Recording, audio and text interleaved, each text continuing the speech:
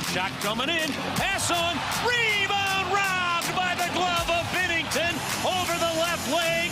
What a save on a Pavelski chance. Duchesne, far corner. Backhand on.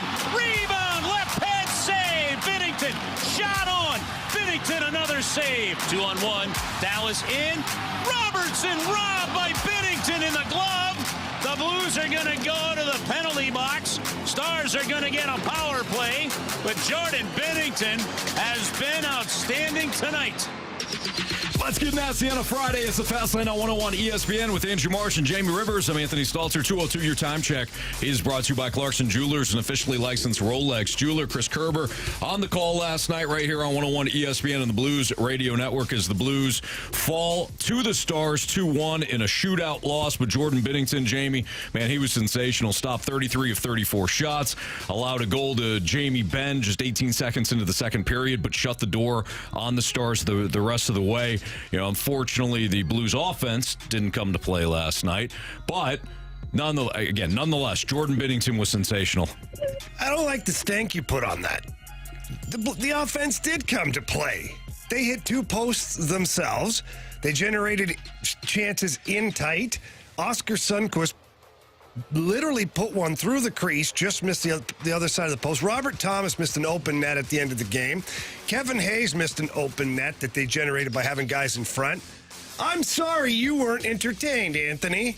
I don't know if I could take you seriously with these headphones. I don't even know what's going on. I feel like Princess Leia. I knew you forgot your headphones, but when I looked over... No. You know what you're doing right now? It just hit me. You're distracting me. You realize you put your foot in your mouth, and now you're trying... I didn't. You did. You scored 1 goal last night. And so did they. You don't hit the post and it counts. Your offense didn't come to play. Oh, my God. Enough. Binnington did. You can leave. Okay. All right, good.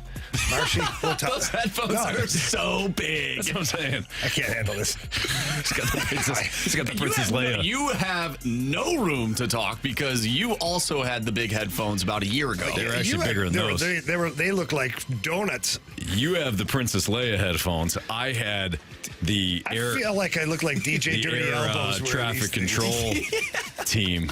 You did. Headphones. You had the noise-canceling airport earmuffs. It's like cancel everything. I do look goofy as hell. I'm not going to lie. I'm just looking at the YouTube You're channel. fine. You're fine. You're going to power through. You know, it's not goofy. It's just different. It's just different, yeah. But you know what else was different? The Blues defense. Jordan Binnington and the Blues defense last night. Honestly, it was an awesome game. It felt like a playoff game, which is crazy to say that, but being in that building, the Dallas Stars fans were rowdy last night. The boys were getting after it. There were some good hits. There was block shots. I mean, great goaltending on both ends of the ice. But let's bring it back to Jordan Binnington for a second. Greg Wyshynski, how do you like him now? You know, I've been saying this for a long time now. And look, one game doesn't make the season for Jordan Binnington. But this is the kind of goaltending you can get from a guy like Jordan Binnington. And then provide a little bit better structure defensively, which they did. And it's amazing how when you need that big save, the goalie isn't absolutely taxed and can't get to the other side of the net to make the play. Yeah. And every huge save that he had last night, like it was in control, too. He moved side to side along the goal line, and I said this last night in the broadcast, side to side along the goal line, and then he would push from the goal line out to the top of the paint seamlessly with power, but under control. He was very impressive last night for the Blues. And obviously, without him, they don't even get a point on the road, but I will say that defensively, their structure looked a lot better. You could see that they are making a very dedicated effort to playing more sound defense in their own zone, but also they're committed to the process right now. Blocking shots, getting out there, battling in front of the net. Like Justin Falk, just absolutely battling with Jamie Benn. That's not an easy thing to do. That's a big dude. Justin Falk's a strong guy, but he's not 6'3", 6'4", right? But they battled. Colton Parayko threw a couple of big hits last night. Yeah. You know, Tyler Tucker, a couple of big hits. Nice game overall. Young man gets a goal. And unfortunately, the only goal the Dallas Stars scored, it was deflected off of Tyler Tucker's stick. Yeah. Off his stick, off the post and in. When Binnington obviously had committed to going low. He was going... that's probably where he was headed without the assistance of a stick. Yeah. But either way, I don't know. It was a good start for the Blues. And I actually want to hear from our listeners today because I feel like it's such a polarizing topic, the Jordan Binnington debate. You're like, either he's a great goalie or he sucks. Like, I feel like there's no in between for some of the listeners, some of the Blues fans. So we got the mic drop feature on the 101 ESPN app. Just go there, click the little microphone, and tell us, what did you think? Is this the real Jordan Binnington? Is Binner back? Want to hear from you. I put Jordan Binnington in the category last season. I put his season last year in the category of the stats don't tell you everything. And if you were just looking at the stats and you just use those as the end-all, be-all, then you might not get much pushback. It's like, well, look, the stats don't lie. Yeah, but they can be misleading. And I think that when you look at, for example, a defense in football that is constantly on the field because the offense is 3 and out, 3 and out, 3 and out, they don't sustain drives, and the defense eventually breaks. Could you look at the statistics and say, well, boy, they allow X amount of points, they're not good? You have to watch the whole game. Good teams, they find that synergy between all facets. It's a full complement. It's a complementary game. Offense complements defense. Defense complements the offense. Special teams complements both.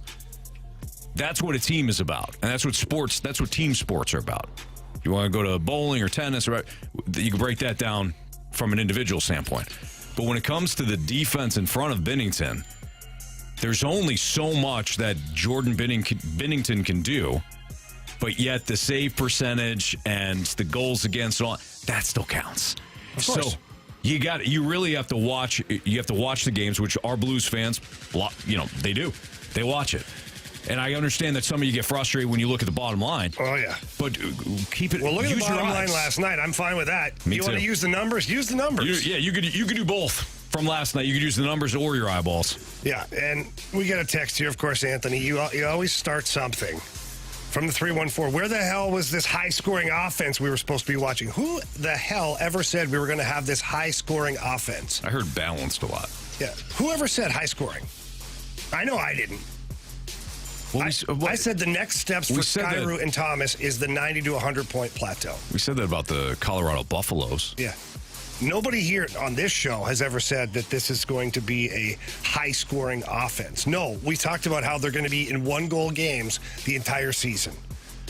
And last night was a one-goal game. You're going to have balanced scoring. Kyrou maybe gets to 40, but after that, 25 to 30 is maybe the next guy. So I don't know if somebody was misquoted or misunderstood, but this team is going to win hockey games by winning it in the trenches. Julia Oscar Sundqvist last night.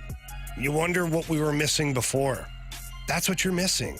You're missing a guy that the fourth line last night was out there a couple of different times against either the first or second line for the Dallas Stars. No panic. In fact, 2 of the 3 shifts that they had early in the game, they spent most of the time in the offensive zone. That's what you were missing last year and the year before, for that matter. You haven't had an identity line since 2019. Now you got it back. Toropchenko's a big guy. Sundqvist, big guy. Jake Neighbors, physical guy. But they're all reliable, too. Defensively, they're reliable with the puck as well. Sonny gets out there to take big face-offs. How about the friggin' plays in the penalty kill? Overtime, Sonny's blocking shots. This is the culture that you need here. If you're going to win with this type of hockey team, it has to look like it did last night. So for Craig Berube, who, by the way, will be joining the Fast Lane at 2:30, so keep your dial tuned here to 101 ESPN. Craig Berube, this is the kind of team that he knew he had to have in order to compete if you weren't going to have the McDavids and the Dreisaitl's and the McKinnons.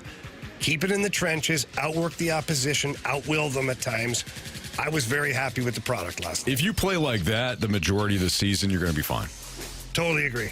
I realize they lost in a shootout, but that's a good Dallas team. We knew that going in. Anthony's going to be one of the best teams in the league. And it was in their home. Home opener. And you matched them. You match them until the shootout. There's a lot which to is be a happy crapshoot about from last night's game. Yeah, I agree. Sure. Again, you play that well. The majority of the games throughout the course of an 82-game season, you're going to be just fine. Jamie Rivers, Anthony Stalter, it's the Fast Lane on 101 ESPN. Like Jamie said, if you want to send in your text messages or your mic drops via the free 101 ESPN app, great. We'd love to hear you throughout the course of the day today. Your thoughts on Binnington's performance, even though he tends to be polarizing. Jamie and I have been steadfast on our thoughts of Jordan Binnington, but we want to hear from you, too. Two big spenders made it work. The Phillies, the Rangers. They've both advanced to their series, their championship series in their respective leagues. So what does it tell us about spending overall? We'll get into that next on 101 ESPN.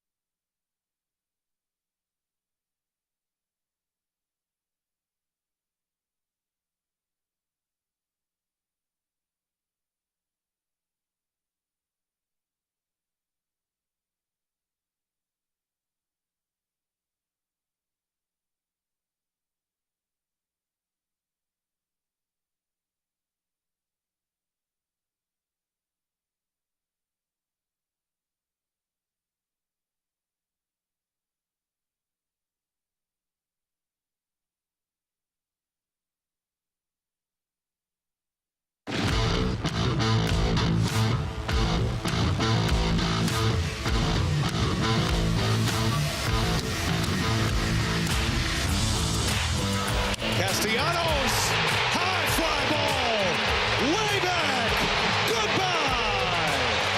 Castellanos makes it 3-1. Spencer Strider is out.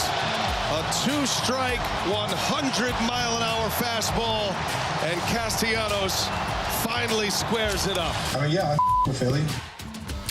The Philadelphia Phillies have advanced to the NLCS for the second straight year, and for the second straight year, they knocked off the Atlanta Braves to do so. It's the Fastlane on 101 at ESPN with Jamie Rivers and Anthony Stalter. So the Phillies and the Rangers, two teams that are in the top 5 in payroll, Jamie. They both advanced. Rangers are 4th, Phillies are 5th this year. It's not automatic, though. So what we say is, hey, just spend, right? No, not necessarily. Here's why, Jamie. So top 5. Those two teams are in the top 5. Again, 4th and 5th. Mm-hmm. Do you know how many teams made the playoffs that were bottom 5 in payroll? That's actually a good question. So again, the Phillies. 1. Jamie says 1. Maybe 2. Maybe the Orioles and the Rays. But certainly the Rays. Jamie says 1. I think it's 2. I think what Jamie said, Orioles and Rays. And if it's not the Orioles, it's definitely the Rays, and the Orioles are very close. It is 2. It's the Rays and the Orioles. Yes! The Rays are 27th. The Orioles are 28. So what does it mean that the Rangers and Phillies have advanced? Well, no more so than the Rays and the Orioles are in the bottom 5 when it comes to spending. How about the top 6? This is where it gets, or top 10, excuse me. This is where it actually gets interesting. So out of the first 10 teams in payroll, how many teams do you think made it to the postseason this year? You already know 2, the Rangers and the Phillies. How many other teams? In top 10 payroll? In the top 10 in payroll, made the playoffs. So I think the Blue Jays would be up there. Doing a little quick math here on the fly. The Astros? Did we say them yet? Nope. Okay. We said the Padres, the Dodgers, right? Yep, the Padres didn't make it. No, the Dodgers, Astros, Blue Jays.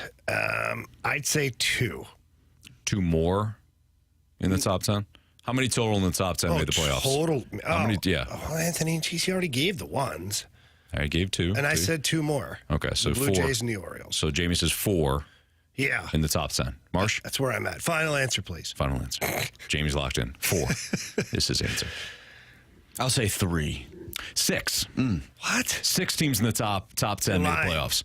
Rangers, Phillies, Dodgers, Astros, Blue Jays, Braves. Oh, I forgot the Braves. 6 teams in the top 10 in payroll else did we spending forget? made the playoffs. I forgot somebody else, too. That's 6.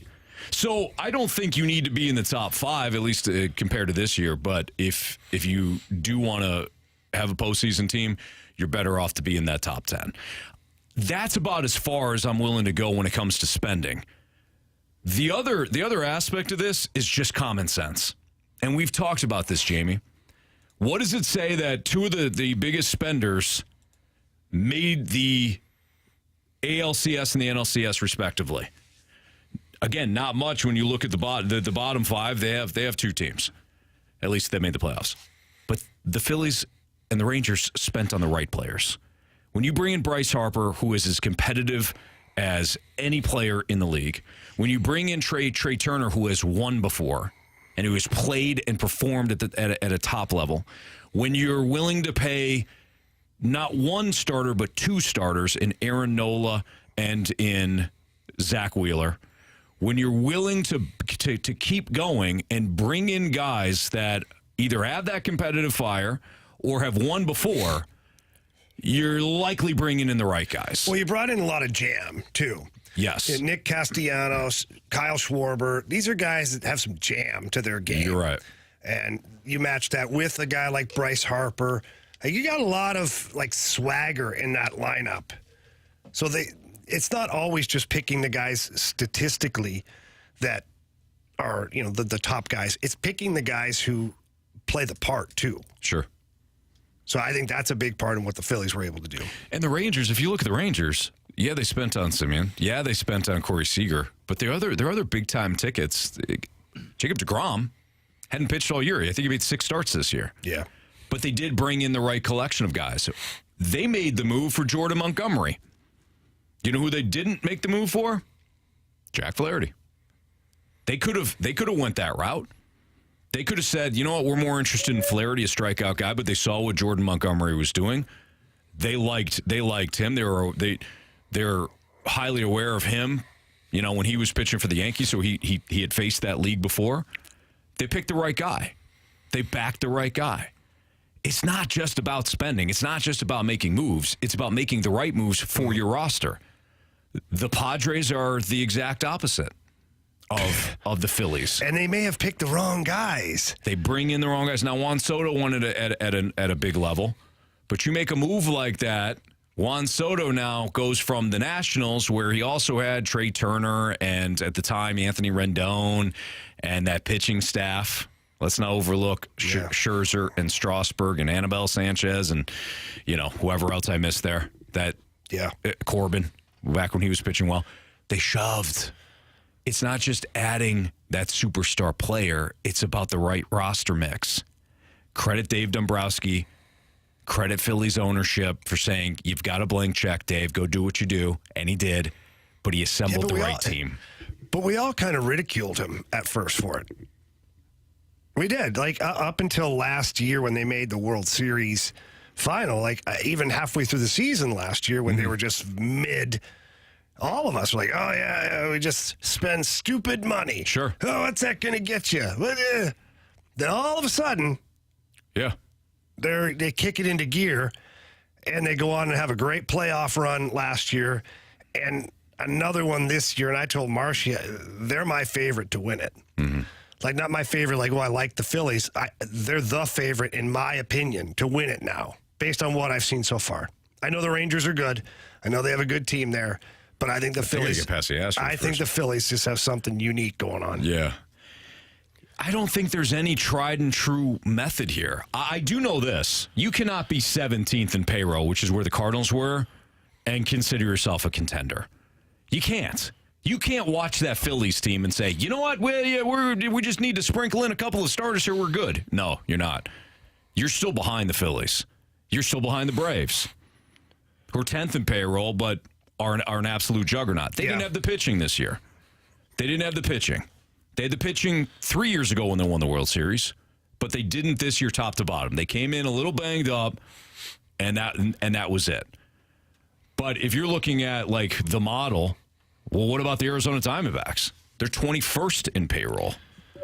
They just caught fire, and they got a lot of young guys that don't know they're supposed to be there. They caught fire all year, though. They outperformed expectations, you're right, all season long. Yeah. And then they get in the playoffs, and they came to play. But this Phillies team, I think the last 2 years have kind of shown, they may not win that division, but they're built for the postseason. I also think you need to reseed for the playoffs.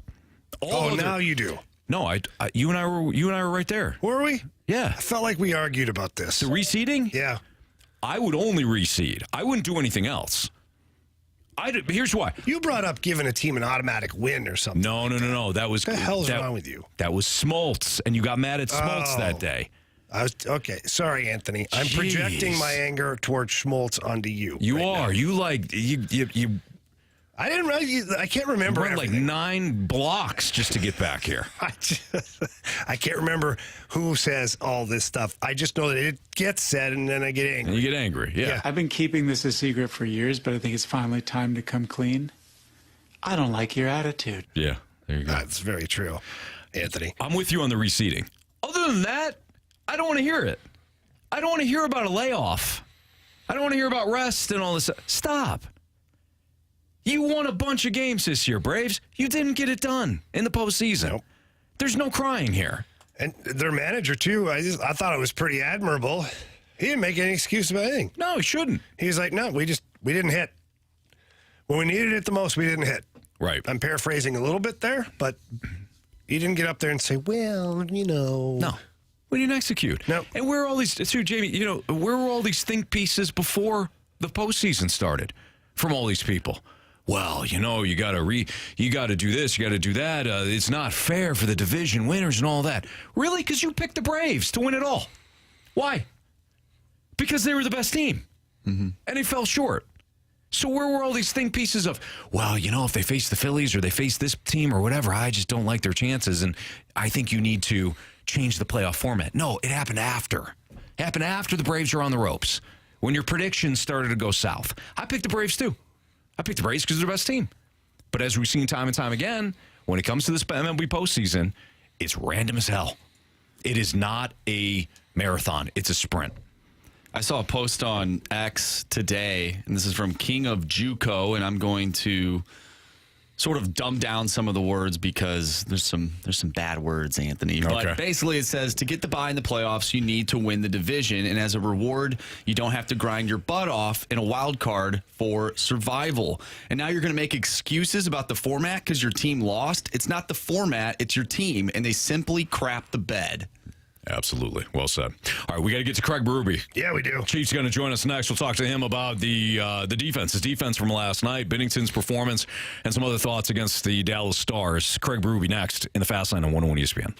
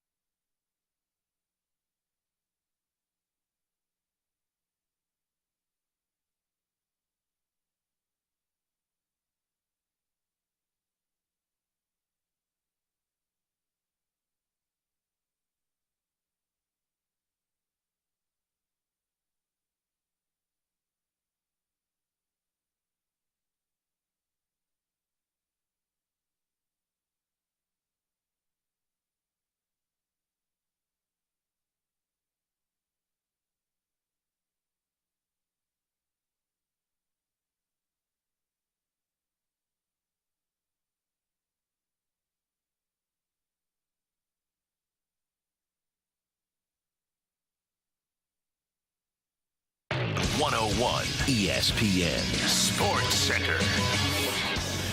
I'm Andrew Marsh. It's time for a Sports Center update driven by Johnny Londoff Chevrolet and Johnny Londoff Autoplex. The Blues fall to the Stars in their season opener last night in Dallas. Jordan Binnington with a great performance in a shootout loss, 2-1 the final. We'll talk about last night's game with head coach of the St. Louis Blues, Craig Berube. He's joining us next right here in the Fast Lane. I'm Andrew Marsh, and the Sports Center update is driven by Johnny Londoff. Find new roads and shop 24/7 at londoff.com and londoffautoplex.com. Are you kidding me?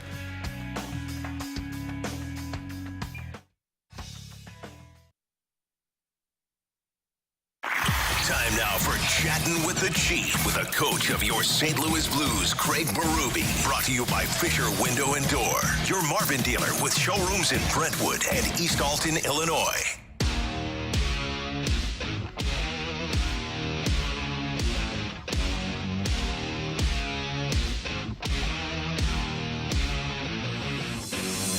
It's the Fast Lane on 101 ESPN with Jamie Rivers. I'm Anthony Stalter. Let's head to our 101 ESPN Celebrity Line. We're joined by the head coach of your St. Louis Blues, Craig Berube, who will join us each and every week throughout the Blues season.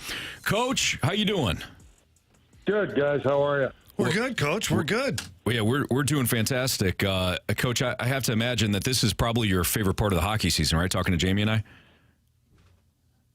I don't mind it. Oh, boy. Not my Okay, favorite, that was a but it's long okay. pause. Okay. Yeah, the long pause kind of hurts, That Chief. hurt. I'm not going to lie. Yeah. I saw Ribs. Listen, I saw Ribs talk to him yesterday. I got to talk to him again today. Hey, Chief, you're welcome. Okay, you're welcome. Don't worry about it. Hey, Coach, you guys had the All good. you guys had the team retreat up in or down in Dallas on the golf resort. Did you get out on the links at all? Did you hit them? I never asked you about that. Actually, I didn't play we had a par 3 tournament, the whole team. I played in that. And I didn't play, though. I didn't play golf, regular golf. I know a bunch of the guys did. They went out the next day and played. They really enjoyed it. Real good golf course. I guess it was pretty difficult course, is what I hear from the boys. But I didn't go out that day, no. Yeah, that's what I wondered, because apparently no carts. It was, you had to walk the whole thing. Sonny said he walked like 8 miles. So maybe that was the hidden agenda, Coach. What do you think? Well, our guys didn't look like they were tired in the game, that's for sure. They had a lot of energy out there last night in the game. Yeah, they did. Actually, we carry this into the game last night. I thought it was a really solid performance for Game 1 against a really good opponent in the Dallas Stars. From a coach's vantage point, when you look back at the game last night and you look at some of the video today, you must be pretty pleased with what you saw. Yeah, you definitely want to, get the win. Nobody's happy about a loss, even though you get a point. But, there's a lot of good things. I think defensively we were real solid in the game. Bitter made some big saves when you needed him to make them. But I really liked the way we defended last night in the game. Could we have done more with the puck at times? There was times that I thought there was more to be had on some situations we didn't take advantage of. But their goalie made some big saves too. So both goalies were solid and both teams competed hard. It was a heavy game. It had a little playoff atmosphere in it for sure. Coach, you had mentioned you liked the way your defense played last night. One of the questions coming into the season, of course, was can you rebound from what you saw a year ago? So when you implemented those changes this offseason, did you already see those changes that you wanted to see? Did you see it in Game 1 from a defensive system standpoint? Oh, definitely. I think we saw it throughout camp. I thought that the guys really bought into working at it and working on it in camp. In the exhibition games, and for me, it carried over to last night's game. Really defended the interior of the zone, and we were heavy at our net, blocking shots and had good heavy sticks and just boxing people out. Made it difficult for, a heavy Dallas Star team. They're a good team. They got lots of good players, but I thought we did a good job of keeping them on the outside for the most part. Yeah, I thought so too, Coach. And when they did get opportunities, we touched on a little bit earlier, you had Jordan Binnington there. And I'm not going to lie, Coach, I was blown away with how good Jordan Binnington was last night, specifically being game one of the season. They had some pretty good chances, but, man, he really stood up to the task last night. I agree. He made some big saves. Jordan's really come out of the gate pretty well every year, in my opinion. And for me, it was no different last night. Coach Craig Berube joining us right now on the Fast Lane on 101 ESPN. I know another emphasis, Coach, was to get bodies in front of the net offensively, get bodies in front of the net defensively. Did you see that on a consistent basis last night, and who really shined in that area? Yeah, for sure. I think, like I said, defensively, I thought we were strong in our net. And then offensively, the goal we scored, Sammy Blaze right in front of the goalie's eyes. Tucker shoots it and goes in. But there was numerous times that our guys, were at the net and did a good job of trying to get there and battle around their net front for, loose pucks and screens and things like that. Coach, Oscar Sundqvist was added back to this roster in the offseason, and last night, the fourth line, we're on the ice numerous times against some of the top players for the Dallas Stars. You've always liked that fourth line to be a bit of an identity line for your club. Do you feel like you've got that now with these guys? Yeah, I do. I kind of thought it all camp, to be honest with you. Just the way, the size of Torpo and Sonny, and then you got Neighbors. They're like dogs on bones, those guys. They're just pounding all the time. Got some good speed with Torpo on that line, and it's a heavy line. Those guys get a puck stalled. 9 out of 10 times they're going to win them puck battles and make it difficult for the other team. Physical on the forward check, just getting to the net offensively, and I put them out in numerous times at our own end against their top lines, and they did the job. Yeah, they did a great job. And some of that, too, goes back to, I wouldn't say rebuilding the culture, but maybe reestablishing it, because you have a number of important guys that have left the team via trade or free agency or whatever, and you're looking to reestablish your culture. Last night, watching Oscar Sundqvist out there, I felt like this team had taken the steps in the right direction. Well, it's definitely guys like that really drive the culture that we want. And, putting those guys in good situations and making them a big part of the team really drives the culture, too. Coach, what do you think? Because obviously things change throughout the course of the year. Injuries impact things and all that. But what has been one of the messages, one of the overarching messages that you have had for your team, whether that be in training camp and now in the early part of the season? What's something that what's one constant message that you're beating throughout your team right now? It's a second and third effort league. And, you need the second and third effort from everybody every night. And I felt that we got that in training camp and in the work and the camp and the practices, and I felt that we got it last night in the game. And that's going to continue to be a message. We got to outwork the other team, and we want to outwork the other team. We want to be a highly competitive team, a heavy team, and you need that second and third effort. Coach, special teams are huge in the NHL these days. We know that. Penalty kill looked pretty solid last night. Power play had a couple of, we'll call them speed bumps last night, but we have to bring up the fact that the Dallas Stars are a very good penalty killing team as well. But from coach's standpoint, when you're watching that back today, what's something you'd like to see from your power play moving into Saturday's game? Well, definitely more urgency and better execution for sure. Especially off of the breakouts and things like that. We just didn't execute very well, not enough urgency. And then, just more of quicker puck movement, but again, execution. Like the passes weren't flat. They were off mark a little bit, a little wobbly. If it's not clean, you got to move it quick. The penalty kills are going to jump all over it. And then just, the times that we did have some time in the zone, we didn't look to get enough pucks early on to the net. We got to make it a priority early on in the power play. We're firing pucks. We're getting them to the net. One pass, two passes, go to the net with it, bring it to the net, people to the net. Chief, know that you're a Philadelphia guy, still got a house out east and all that stuff. Are you a Phillies fan too? Well, I'm from around there. Like, I live there, so I cheer for all the teams there a little bit. Like the Phillies, I watch them closely. Last year, too, they went to the finals. They didn't get it done, but and the Eagles, too, like I'm not a basketball guy so much, but, those two sports I watch fairly close, and, I hope that they do well. I don't know another way to put it. You're not ditching your Ravens, though, right? But I hope the Cardinals do well, too, because I'm here, and I'm a Ravens fan, so... And right now, I don't like the way they're playing. So Eagles are 5-0. Yeah. Chief, don't feel bad. I just picked like several teams and make them mine. There's no shame in my game. I've got like 3 NFL teams, 3 baseball teams. I don't like to limit myself to just one option. Well, me neither. There you go. Yeah. Coach, great start to the season from a standpoint of, you guys played very well, and I know it was an outstanding opponent that you're going to face a lot throughout the course of the year. But we love the kickoff here, too, with us in the fast lane. So let's make it a great season. Yeah, thank you, guys. Always enjoy coming on with you and talking. I appreciate it. Thank you. The pleasure's all ours. Thanks, Coach. We'll thanks, see you. Chief.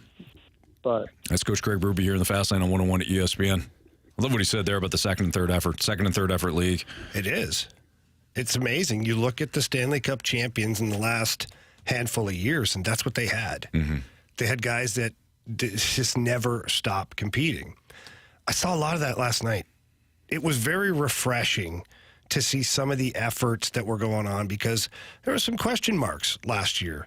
I'm not saying about certain individuals. You can pick your pony. Whoever you didn't think did the job, that's fine. But as a group, collectively, it wasn't there. Not on a consistent basis. Last night, watching what was going on, it looked to me like a group that not only identified what they have to do, but accepted the challenge of doing it on a consistent basis. That's all you can ask for. That's Jamie Rivers. I'm Anthony Stalter. Don't forget, we got Blues and Kraken home opener for the Blues. Pre-game, 6 o'clock tomorrow night, right here on 101 ESPN. Of course, we'll have the play-by-play as well for you on the Blues Radio Network. There's been a question that I've just kind of dismissed over the last couple of weeks regarding one team. I think it's time to have that conversation now, though. We'll tell you what that is next on 101 ESPN.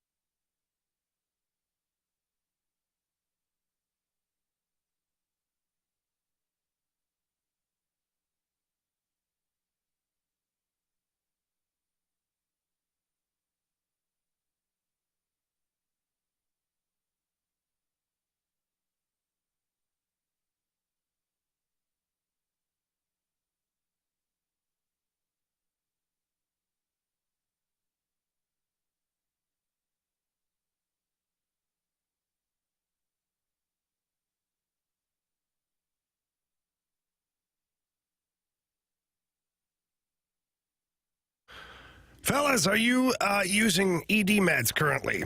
Well, nobody cares. All we care about is you're ready when it's game time. But we do care about you spending too much money. Stop doing that. That little blue pill costs you way too much money. Get over to the Medicine Shop in St. Charles, your destination for cheap ED meds. They have sildenafil for less than $2 a pill. Less than $2 a pill over at the Medicine Shop in St. Charles. Prescription is required, of course. And let's say you can't get to the pharmacy on a regular basis to pick up any medicine. Don't worry. The Medicine Shop in St. Charles has you covered. They have free, discreet shipping to your home or your workplace of any medicine that you take on a regular basis. I absolutely love this feature. It helps me tremendously during the busy hockey season, and it can help you as well. And let's not forget that they have a full pharmacy with an incredible staff over there that are looking to help you every step of the way. So please get over there in person if you can. Tell them Jamie Rivers sent you in. If you can't get there in person, get there online. Visit them at stcharles.pharmacy. That's stcharles.pharmacy.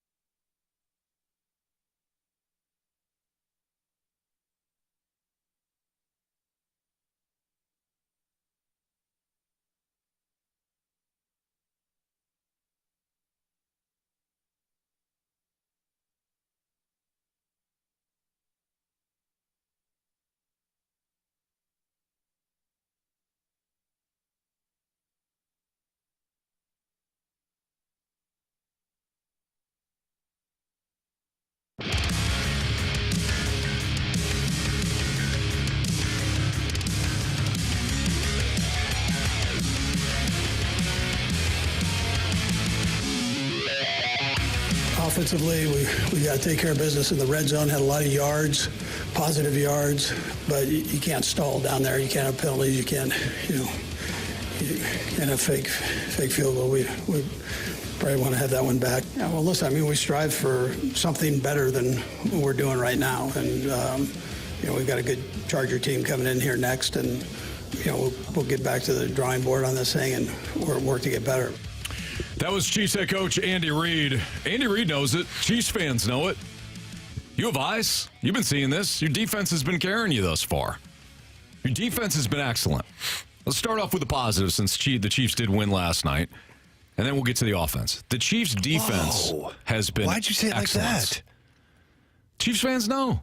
They're watching this thing right now. Yeah, they are. But the blitz has been an issue for opponents. Kansas City, Spags has done a great job. Really young defense that is playing great. The one game they lost, it was to the eventual Super Bowl champion Detroit Lions. Thank you.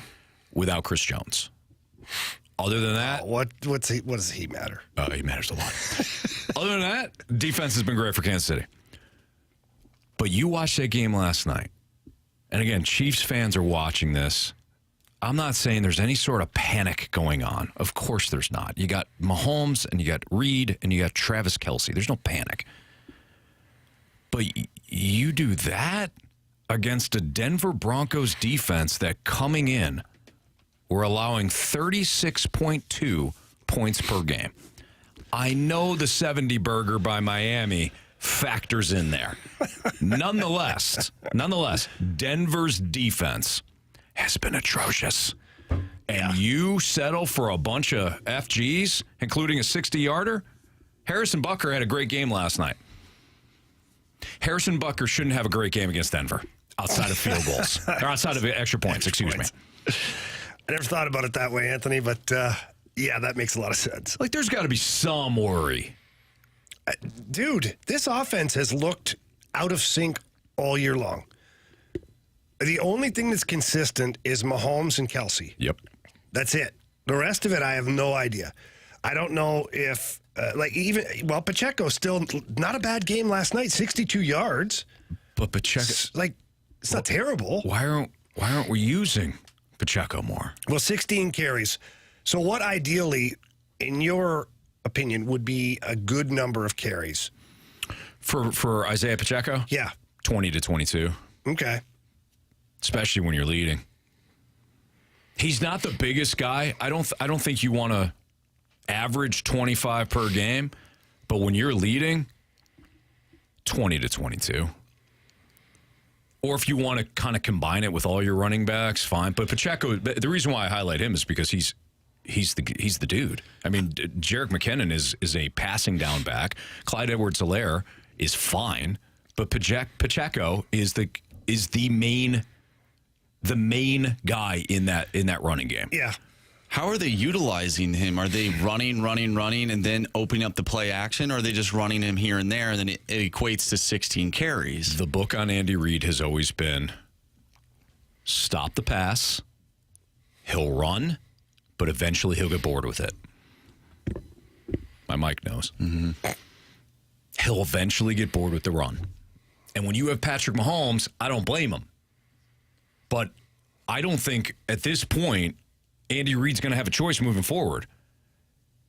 If you're another team, why don't you triple Travis Kelce? I mean it. Yeah. How does he go? What was it last night? How does he go 9 for 9 for 100 and something odd yards? 124. 124, 9 for 9 on a bad ankle. Yeah. And a bad but knee. His girlfriend was there. He's playing through It's like a flu game. Yeah. You know? You got Taylor Swift in the audience. Your ankle looks like it's hanging by a tendon. It's fine. Tape it. I think there should be some concern. Not panic, but some concern. What about Eric Bieniemy not being there? Does that play a factor? That's saucy. So I know a lot of people were saying in the offseason, well, EB didn't really do all that much because Andy Reid was there. Yeah. So my partner on Gridiron Guys, Kerry Davis, has brought this up. He's like, you can't tell me that Eric Bieniemy not being there doesn't make a difference. It's got to make some difference, but it's still Andy Reid's offense. It's still Andy Reid's offense. It's his game plans. It's his play calling. It's his everything. It's his baby. So then what's happening then? I think these wide receivers, it's not on the receivers, but I think these wide receivers, you've got a bunch of gadget guys. I've said this now the last couple of weeks. And Rashee Rice, who is a rookie. And I think Rice is starting to come along. Heck, he had 72 yards yesterday. He had a big run. He had a big catch and run at one point in the second half. You know what they call that, eh? That's a yak. Yeah, it's some yak yards. Yep, absolutely. You're welcome. But you look at Sky Moore. Sky Moore is somebody hang around the line of scrimmage, get the ball to him, let him do his thing in open space. Kadarius Toney, he caught a touchdown pass last night. What was it? Little sprint right option, boom, got him, touchdown, easy. Touchdown, but he only caught 3 for 9 yards. Exactly. Kadarius Toney is not a line him up outside the numbers. I think Mahomes is struggling a little bit because you don't have receivers that are capable of winning outside the numbers. Kelsey's a monster. You know that. Yeah. Kelsey is a receiver, but he's going to kill teams in the middle of the field. I don't think you have enough on the outsides. I don't think you have anything on the outside, to be honest. Are you saying their team is full of a bunch of just guys? I wouldn't say that, Steve Smith. Yeah. But I would say that you've got two guys that are very similar in Moore and Toney, and then you have Marquez Valdez-Scantling, who I would put in that just a guy category. Boy, he's not even. They targeted him once last night. And why is that? They're basically letting him just run around out there. Yeah. Again, Chiefs fans, though, they're watching this. They're like, you know what, we're winning, but at some point we gotta turn this thing on. Yeah, but I worry because, well, one, the AFC is a pretty strong conference. Some teams are having down moments right now, we'll call them. Mm-hmm. But I no longer feel like this is the Chiefs' conference to lose. Based on what I've seen so far, fair. I don't feel like that. I feel like it goes through Miami at this point. Wow. The Chiefs could be 3-3 right now. So who do you have them losing to? The Jets? Yep. And two. Maybe 4-2. The Vikings. The Vikings were there. Were you putting the Vikings I hate to say it, but Marshy's Vikings were right there. Well, you could have thrown a flag on 3 plays on that final one. Oh, Mr. Helmet off there? Yeah. The hold. The helmet, that was after the play. So you're still not supposed to take your helmet off on the field. No, I know. And trust me, I was mad. But it wouldn't have mattered in terms of getting the ball back for the Vikings. Right. You already turned the ball over, but there was least, 2 other PI. penalties on that same play. You could have went PI or defensive holding.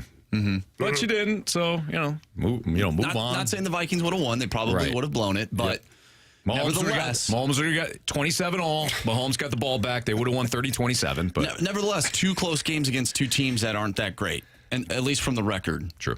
I get a text from the 217 to the Air Comfort Service text line. Jamie, don't be a hater. Chiefs are fine. Wait, what? Well, how the hell do I get targeted in this whole discussion? You know why. And they're not fine. Team defense, Tyler Tucker. Looked pretty good last night. We'll get into that for the Blues here on 101 ESPN.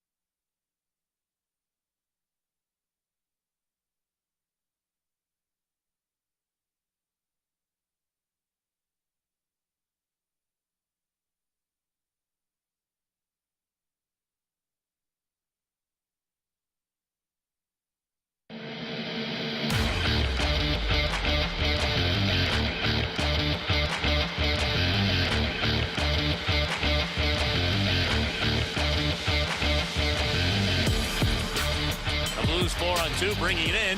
Hayes had it poked off of his stick, goes to the blue line. Tucker shoots, and a puck bounces off a leg. Comes back to Tucker. He scores! Sammy Blais in front with the screen, but a wrist shot by Tyler Tucker finds the back of the net. And his second career NHL goal has tied the game for the Blues. 1-1. Chris Kerber on the call last night for the Blues Radio Network right here, 101 ESPN. It's the Fast Lane 303. Your time check is brought to you by Clarkson Jewelers, an officially licensed Rolex jeweler, with Jamie Rivers, who was, of course, on the call himself last night for Bally Sports. I'm Anthony Stalter. One of the biggest questions, Jamie, all offseason was you got the same top 4 coming back defensively. How can the system make that big of a difference, or will the system make that much of a difference compared to what we saw last year from this defense coming into this year? Well, game 1 looked pretty good for me, but you've got, some would say you got a better eye for this stuff than I do, Jamie. What did you see from the defensive system? Well, I would disagree. I think you've got a great eye for the game, Anthony. I've always thought that. Yeah, I appreciate that. However, what I did see, I saw a couple things, real positive things, is that the defenseman, if we start from the goalie out, the goalie played very well for you last night. He made saves to help you stay in the game. He made saves to help you get a point. He was a massive part of you having a great game last night. So the goaltender check that box, right? Mm-hmm. So then we go to the net front defensively. It wasn't perfect, but you could tell that the Blues defensemen were making a conscious effort to, one, not vacate the area and leave it unattended, which we saw last year on numerous occasions, and 2, battling. Like, Torrey Krug's not the biggest guy on the ice. We know that. You read his stats online. You know how tall he is, how much he weighs. But he was engaging physically. It wasn't easy real estate in front of the net for the Blues. Justin Falk was engaged physically. Some of the bigger boys were engaged. Tyler Tucker, having a guy like that makes a difference. I thought Marco Scandella did a good job as well, clearing out the front of the net.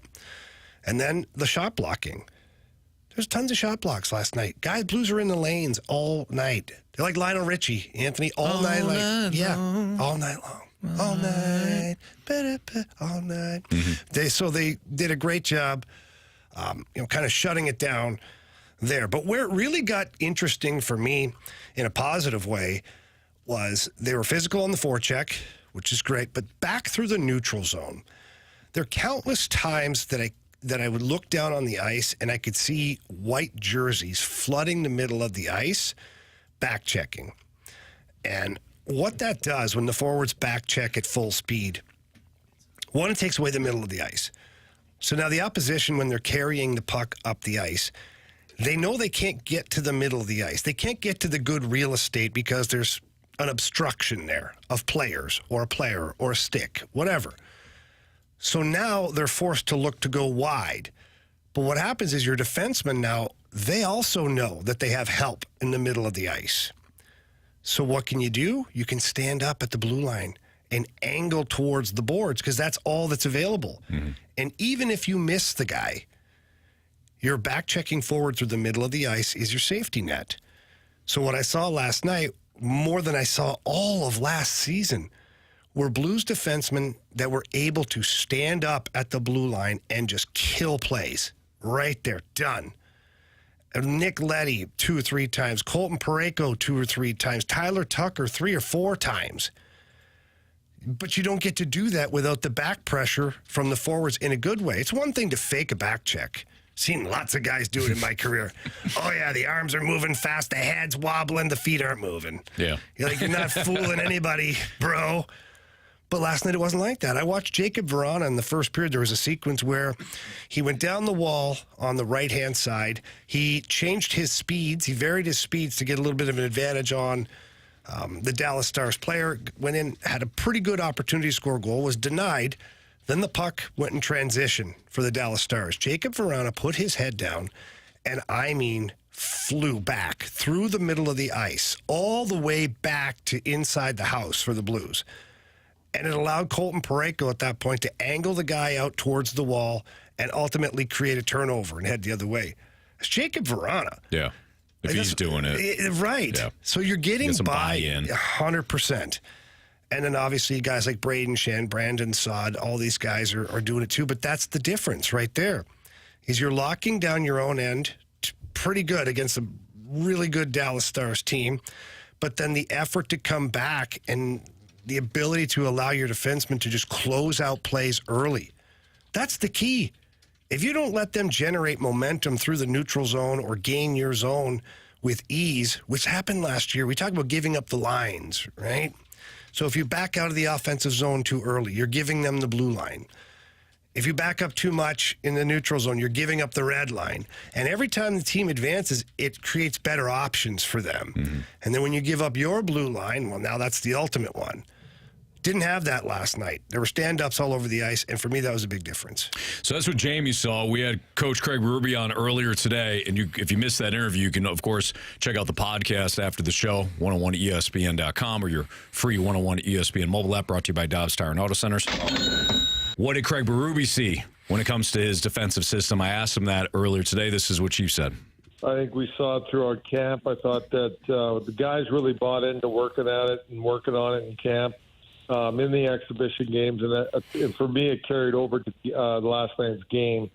Defended the interior of the zone, and we were heavy at our net, blocking shots and had good heavy sticks and just boxing people out. Made it difficult for, a heavy Dallas Star team. They're a good team. They got lots of good players, but I thought we did a good job of keeping them on the outside for the most part.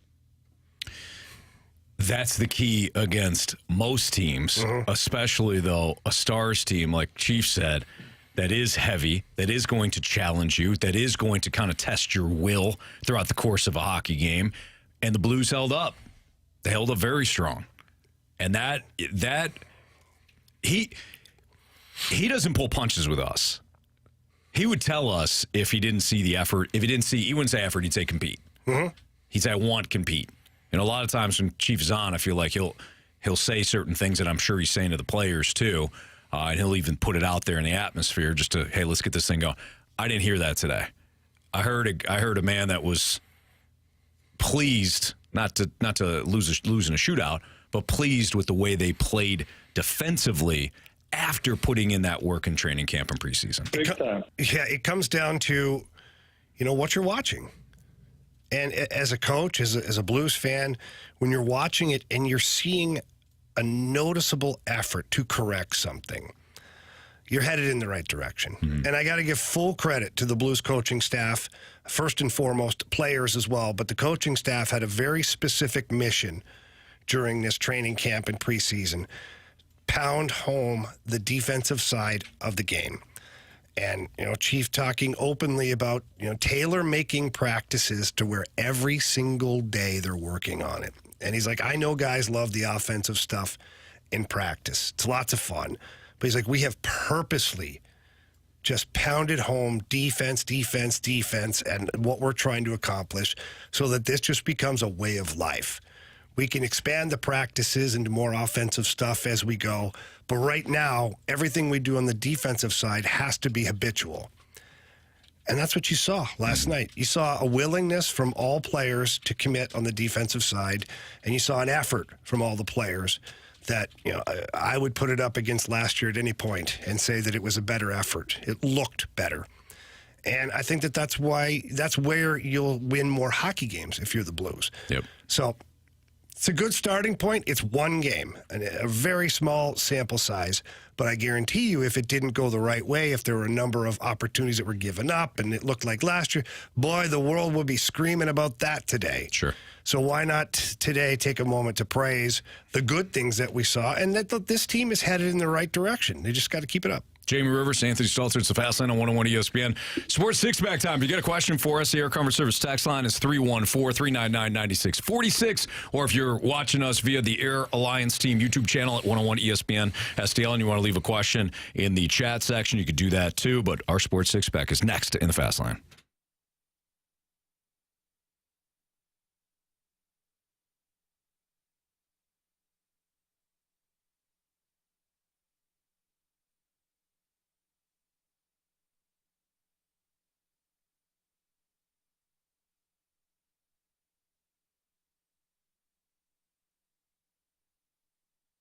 If you're looking for a new car like we are in the Stalter household, check out my friends at Auto Center's Nissan Herculaneum. You can register to win a brand new ATV right now, Polaris ATV.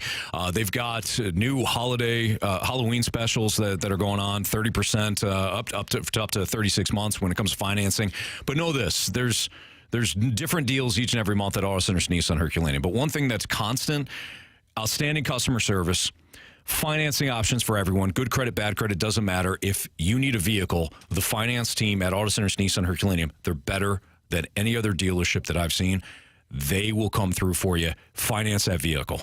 If you need a new Nissan, if you are looking for a pre-owned vehicle, they have over 750 new Nissans and pre-owned vehicles right there on their lot in Herculaneum. One stop right there. Or you can check them out online at autocentersnissan.com. You can peruse what they have and then go in. Either way, this is what you're going to get from Auto Centers, on top of the 30-day return promise, as well as the complimentary lifetime warranty on new Nissans. Tell them Stalter sent you. Head out there this weekend. It's Auto Centers Nissan Herculaneum.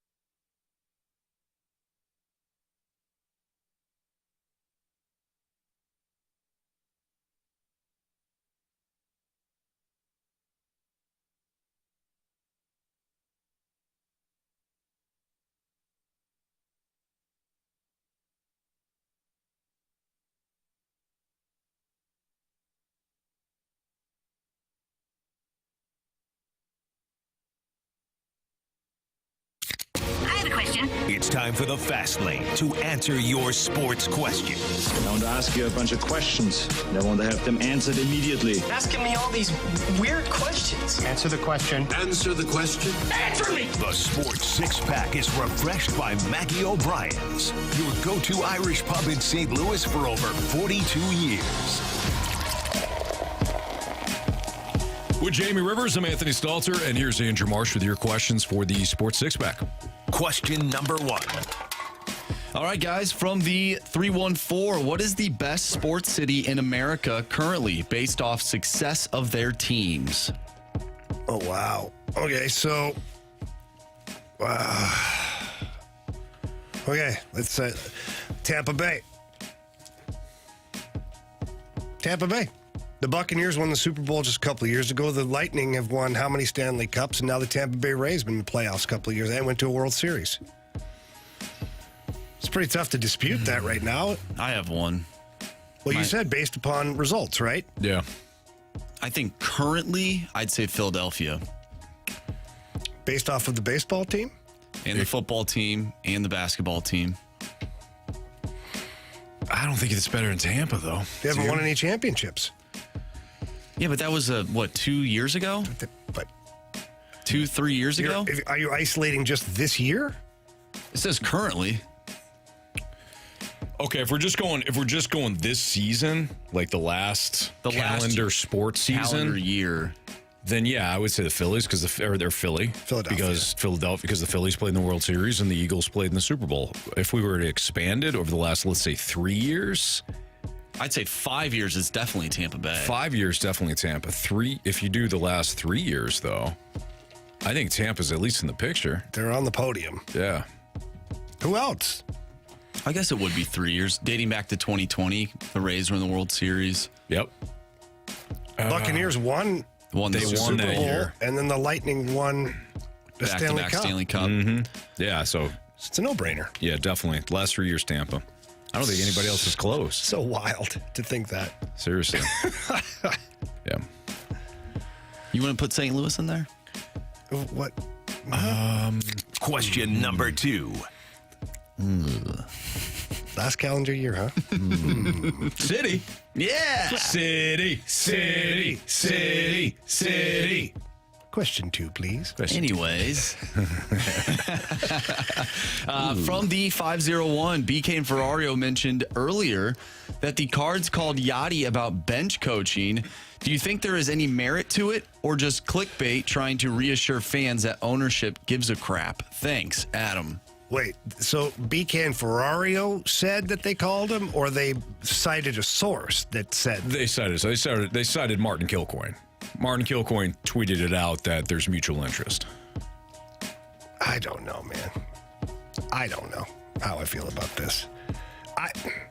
Listen, if Yachty was 100% on board and wanting to do it and completely committed to it, then obviously it's a no-brainer. But I don't know if he's that interested in putting in the time that it takes, man. Yeah. Yeah, that I don't know. Like, those guys go to the ball field at 7 a.m. and don't get home till midnight. Yeah, this was one of the reasons why I know the narrative was fun to say, well, Matt Holliday saw the writing was on the wall and decided not to coach. But the reality is he knew how much time was going to be required of him, and he didn't want to miss out on the family life, the ability to travel for, his family. You don't have a life when you coach at the professional level. And he decided right now is not the right time to do it. I'm with Jamie on this. First and foremost, should there be interest in bringing in Yadier Molina for any sort of coaching or consulting? Of course. And the Cardinals have a track record of this. Chris Carpenter, our guy Izzy. Yeah. Willie McGee. We have seen the Cardinals either add these guys to their staff in some variety, some capability, or are interested in them in a consulting role. So I don't think that this is just the fan base, the ownership group and Mo appeasing the fan base. If Yachty has any sort of interest in coming in and kind of teaching the catching position or consulting in some way, there's going to be mutual interest. But to Jamie's point, is he going to be willing to travel all the time, to be a full-time coach? I just don't. Literally I don't know. Is putting your life on hold. Yes.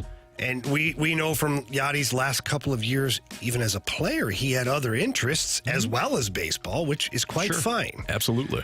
But now that he's retired, what makes you think? I know he managed the WBC team, but that doesn't count because that's very short amount of time. Right. It's 162 games. That's just the regular season. That's not spring training and all the other stuff that goes on with it. Yeah, you're going to be really committed.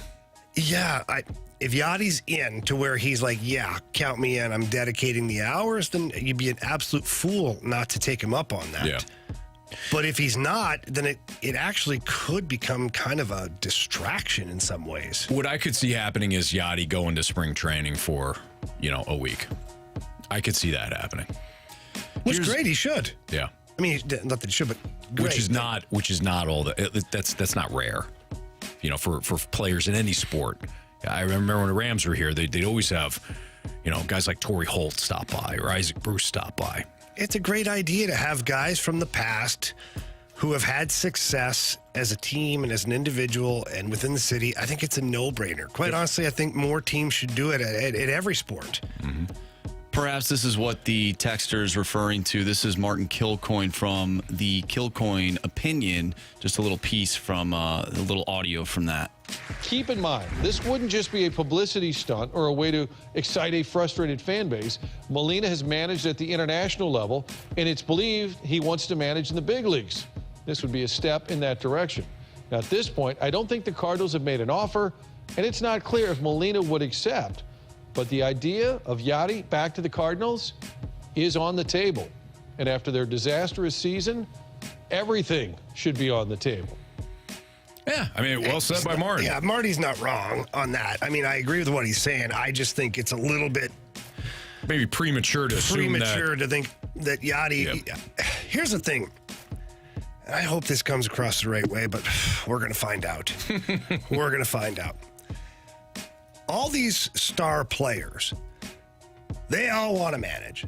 They all want to be a head coach. They all want to be the top of the food chain until they get there and find out how much work it is. And that's in any sport. So this is not just, I'm not even isolating Yachty on this one. I can tell you, like, here's something simple. I'll use a personal experience in my life. When I started Synergy Hockey, people, former NHLers, were interested in coming out to help out. You know, want to help out, want to get involved, want to do this, want to do that.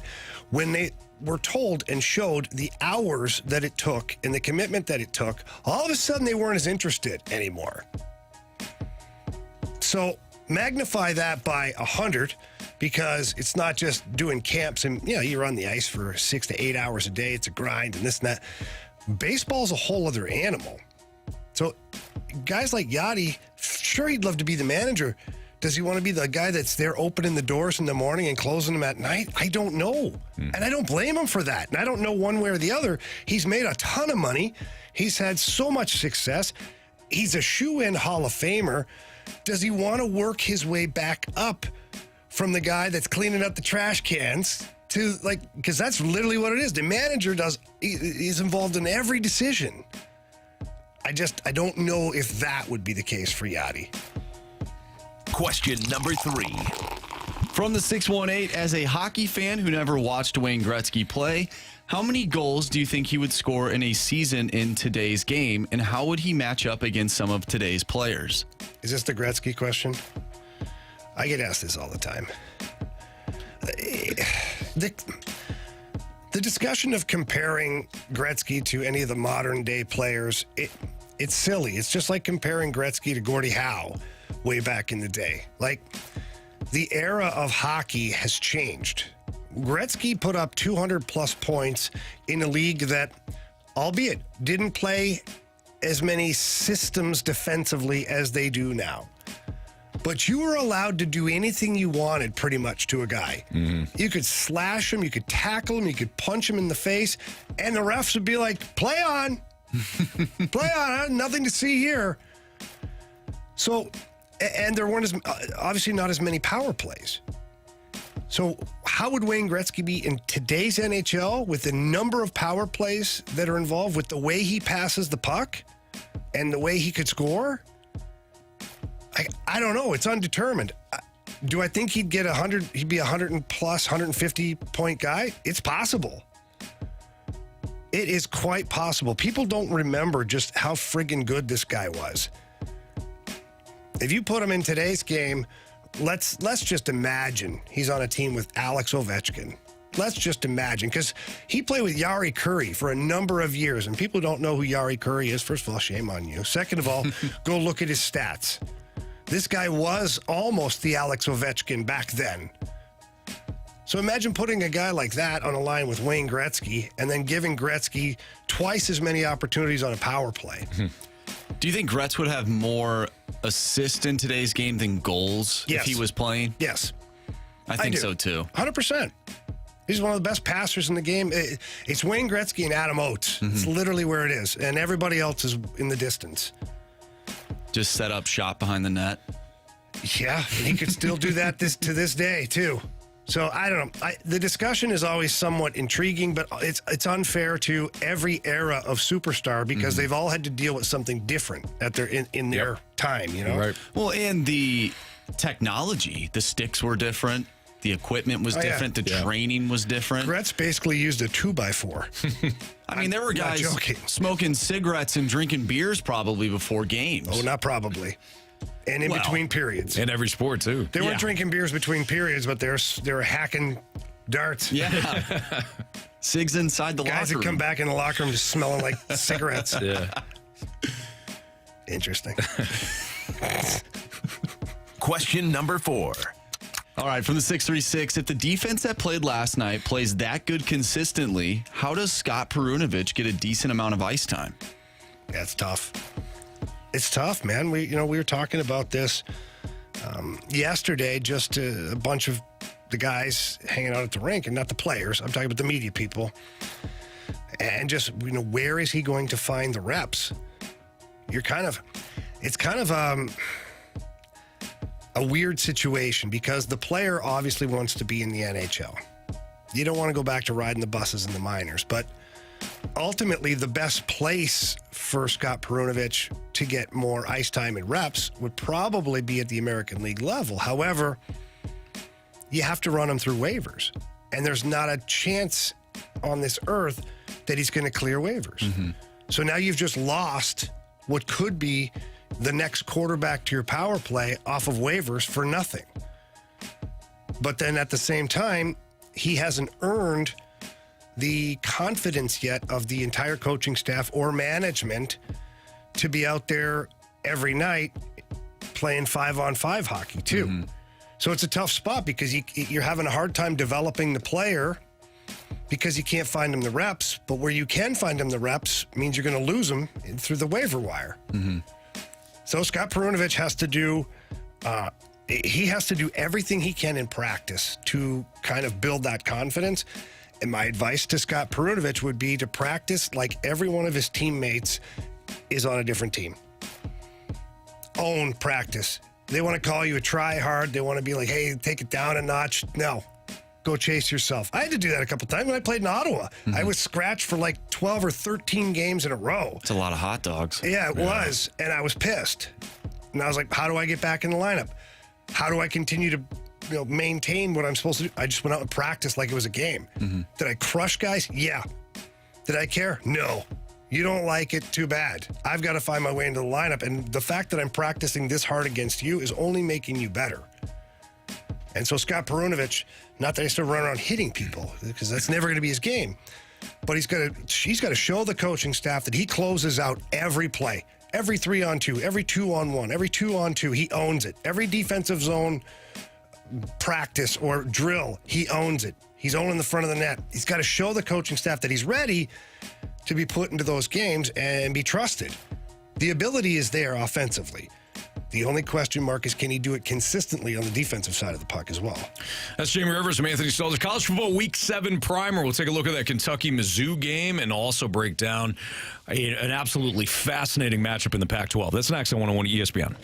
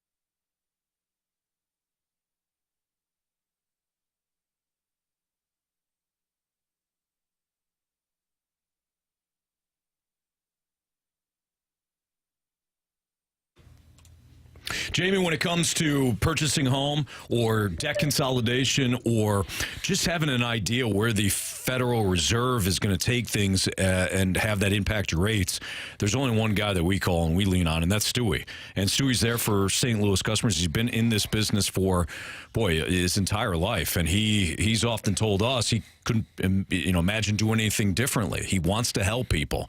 And one thing that he does more than anybody else in the industry is that he gives you sound advice that's practical, and you got to save a ton of money over the course of your loan. Well, Stewie cares. And that's the biggest thing, is he cares about each and every customer. He offers that old school customer service. He wants to be your first call. They don't have to be his last call, but be your first call and find out what you're able to do, whether it's purchasing a home, debt consolidation, refinancing, any of those things at all. And even if you have a lender that your realtor has provided you with, call Stewie and get a second opinion. All he cares about is saving you money.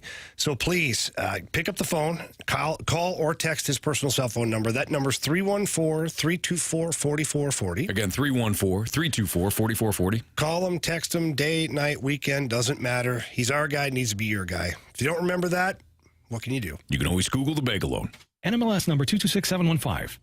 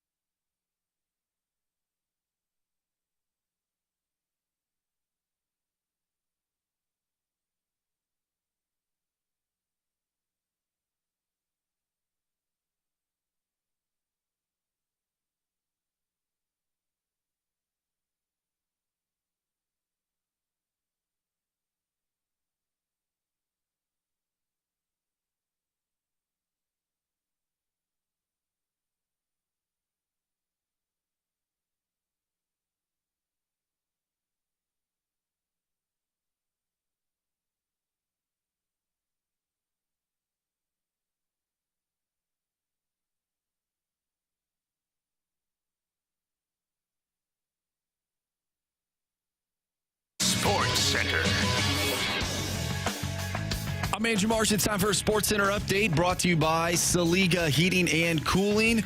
The Blues fall to the Stars in their season opener in Dallas last night. Jordan Binnington had a great performance in a shootout loss. 2-1 was the final. We had Craig Berube on today. If you missed that interview, make sure you go to 101ESPN.com or check out the free 101 mobile app. You can find all of our interviews and the full show there. It's all brought to you by Dobbs Tire and Auto Centers. The Blues will be taking on the Kraken tomorrow night. Pregame starts at 6. Puck drop is at 7. You can catch all the action right here on 101 ESPN. The National League Championship Series and the American League Championship Series is now set. The Rangers will take on the Astros, and the Phillies will take on the Diamondbacks. We'll have coverage for that on Monday.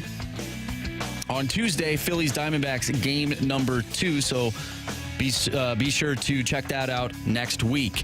I'm Andrew Marsh, and the Sports Center Update is brought to you by Saliga Heating and Cooling, independent American Standard heating and air conditioning dealer.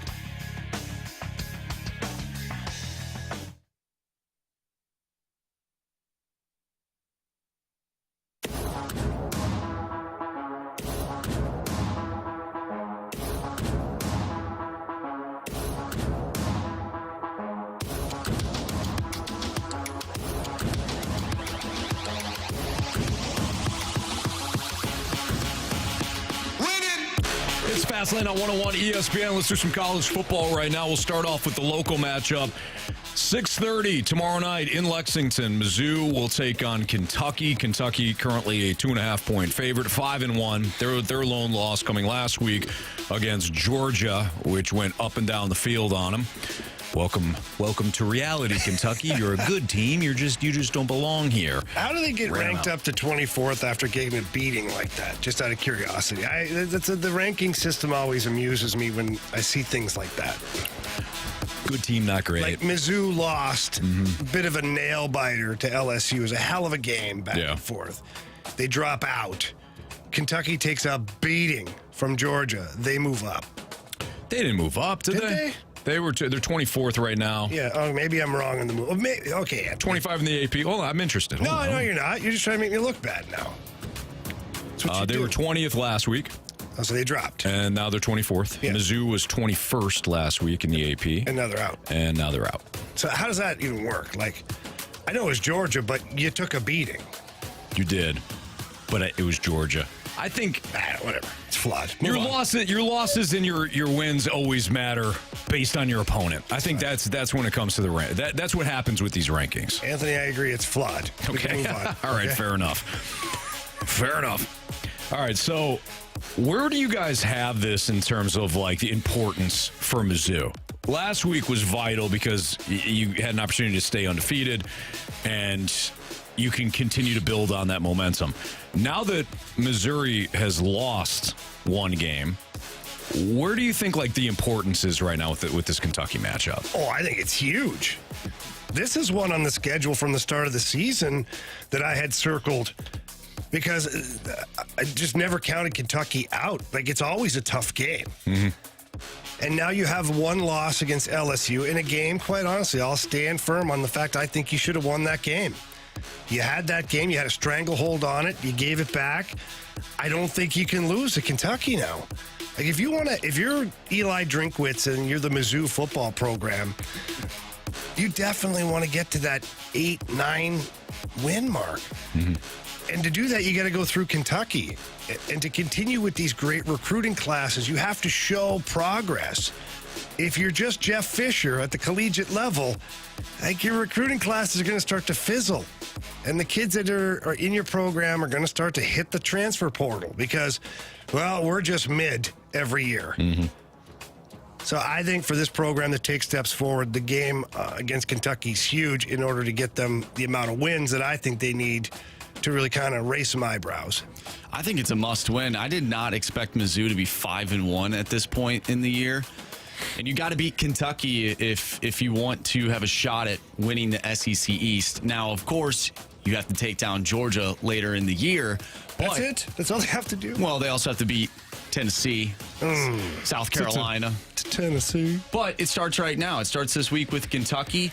And if you're a Mizzou fan, you absolutely want to just have one loss heading into that Georgia game with a chance to claim the SEC East, at least for that week. Who knows what would happen the rest of the year, but I think this is a huge game, like Jamie said, against Kentucky, a team that you've struggled against in the past, and you're not at home either. So I think they need to bear down and really bring their A game this week. Yeah, so you've really struggled against Kentucky. You've lost 7 of the last 10 meetings, including back-to-back. Now, they've been close games. Last year at home, Mizzou lost 21-17. They went to Kentucky a couple of years ago and lost 35-28. The last time that Mizzou won, in fact, the only time Mizzou has won in the last 8 meetings was that 20-10 victory in Columbia in 2020. I agree with you guys on the importance. I think that every SEC matchup, save for like your Vanderbilt matchups, are a litmus test from here on out. These are true measuring stick games for you under the Eli Drinkwitz, in the Eli Drinkwitz era. You don't measure yourself against Vanderbilt. At least you shouldn't. You don't measure yourself even against, as good as Kansas State has been, and that was an important win for you this past year because this past season because it's a ranked team and they blew the doors off you last year. This is still, it's how do you measure against the Kentuckys, the Tennessees, the South Carolinas? LSU and Georgia, it would be nice to beat them, and you hung with LSU last week. Should have beat them. But this is an important, hey, where are we right now as a program? Where are we? What the hell are you talking about, lady? You're right. St. Louis? You're right, The Anthony. Earth? Listen, Kentucky was one of the teams on the schedule that you circled. Yeah. So was Kansas State. The ones you circled are obvious, and you knew you had to beat two of them probably to have the season that you wanted to be. You could have beaten three. It's going to be a tough go against Georgia. Yeah. Let me let you in on something, Mizzou fans. That's going to be a tough game, okay? But they almost beat them last year, Jamie. They almost did. You're not wrong. So who knows? Who really knows?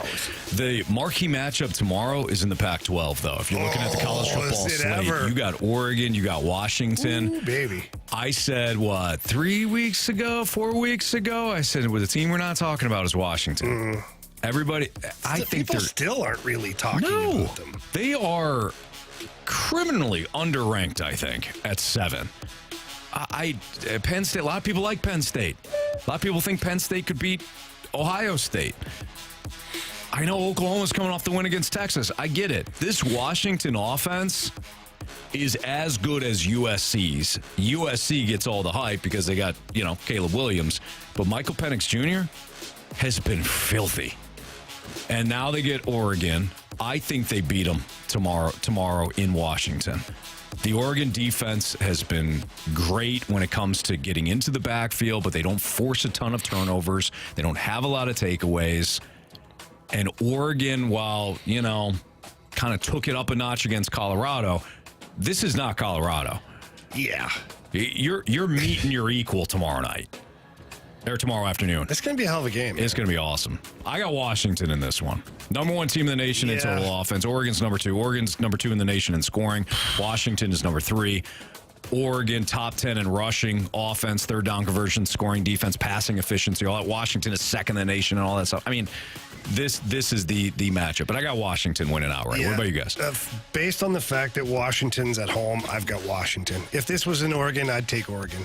Okay. I just think it's a home field advantage thing. I think that at the collegiate level, like that home field advantage, your student sections, it adds an element to your team. And I think that'll put Washington over the top against Oregon. But, man, it's going to be a good game. The other decent matchup in the Pac-12 is number 18 UCLA against number 15 Oregon State. But then the other one I think that a lot of people are going to have eyeballs on is number 10 USC going against number 21 Notre Dame. It's that historic rivalry. USC, once again. I think Notre Dame wins. You do? You think Notre Dame wins? Notre Dame's that team for me this year where I'm like, I don't really know what they are. I'm actually shocked.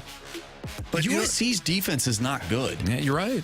No, but am I crazy to think that, all year long, I'm like, I don't really know what Notre Dame is. Are they good or are they average? Or are they good or are they average? Right. As I feel like that's the way they've played. Yeah. They've had some moments where you're like, man, this is a team. And other times you're like, whoa, what is going on here? Well, you should have beat Ohio State. Well, yeah. And then last week you go to Louisville, and Louisville just kind of owned you. So that's interesting. I didn't realize that USC was favored. Or I'm sorry, Notre Dame was favored in that one by field goal. Real quick question. I'm just looking at the AP top 25 right now. I'm just very happy that there are no teams that are Group of 5. Yes. You don't. I'm over that. I'm over it. I'm glad it's all the heavy hitters and some teams that used to be really good, that have not been good, and now they're starting to make their way back. It's good for college football. I'm glad the group of 5 teams are nowhere to be found. Wow. What have they done? Cincinnati made the playoffs a couple years ago. Oh, they sure did. Sucked. No, boy, did they ever. Who's their quarterback? Yeah, it's your quarterback right now. Desmond Ritter. Oh, that's right. Yeah. Hey, he threw for 300 yards last week. You watch yourself. You weren't even rooting for him. No, you actually bet against him last week. I didn't bet against him. I just picked against him. Not that you bet. You picked. Yeah, you know I picked what I mean. against him. Right. Tomato-ish. He threw for 300 yards. He threw a shovel pass behind Bijan Robinson. How do you do that? I don't. All right. First line, fourth line. Two lines that Jamie wanted to highlight after last night's 2-1 shootout loss of the Stars. We'll do that next on 101 ESPN.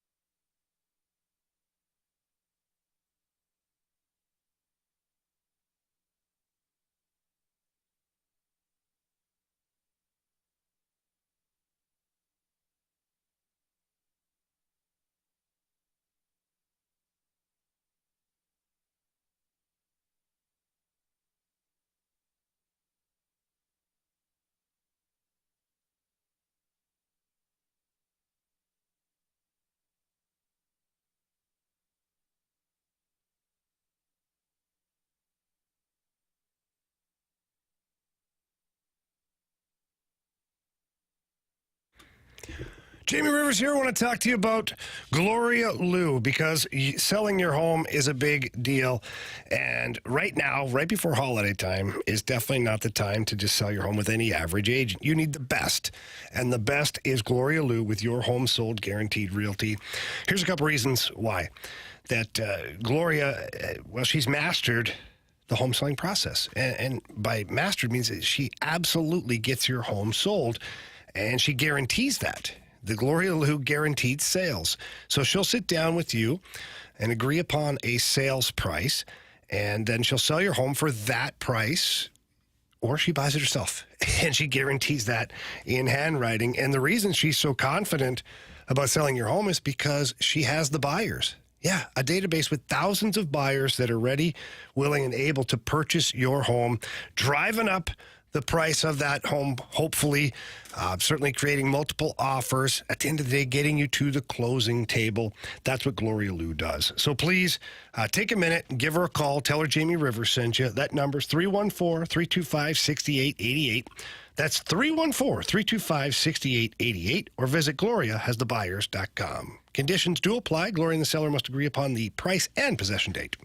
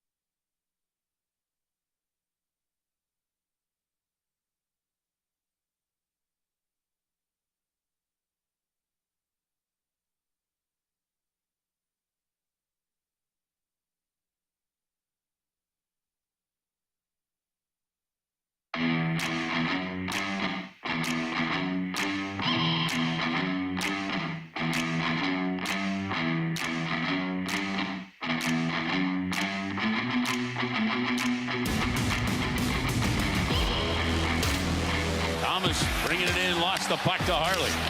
Suter goes to clear. Kyrou, great play to hold it in.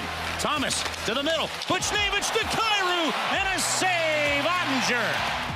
Chris Kerber last night on the call as the Blues lose to the Dallas Stars in a shootout 2-1 with Jamie Rivers. I'm Anthony Stalter. Jamie, one of the things that you touched upon in the first segment today, besides Jordan Binnington, who we will get back into, and you can still leave us a mic drop if you want because we'll get into Binnington after the Gauntlet.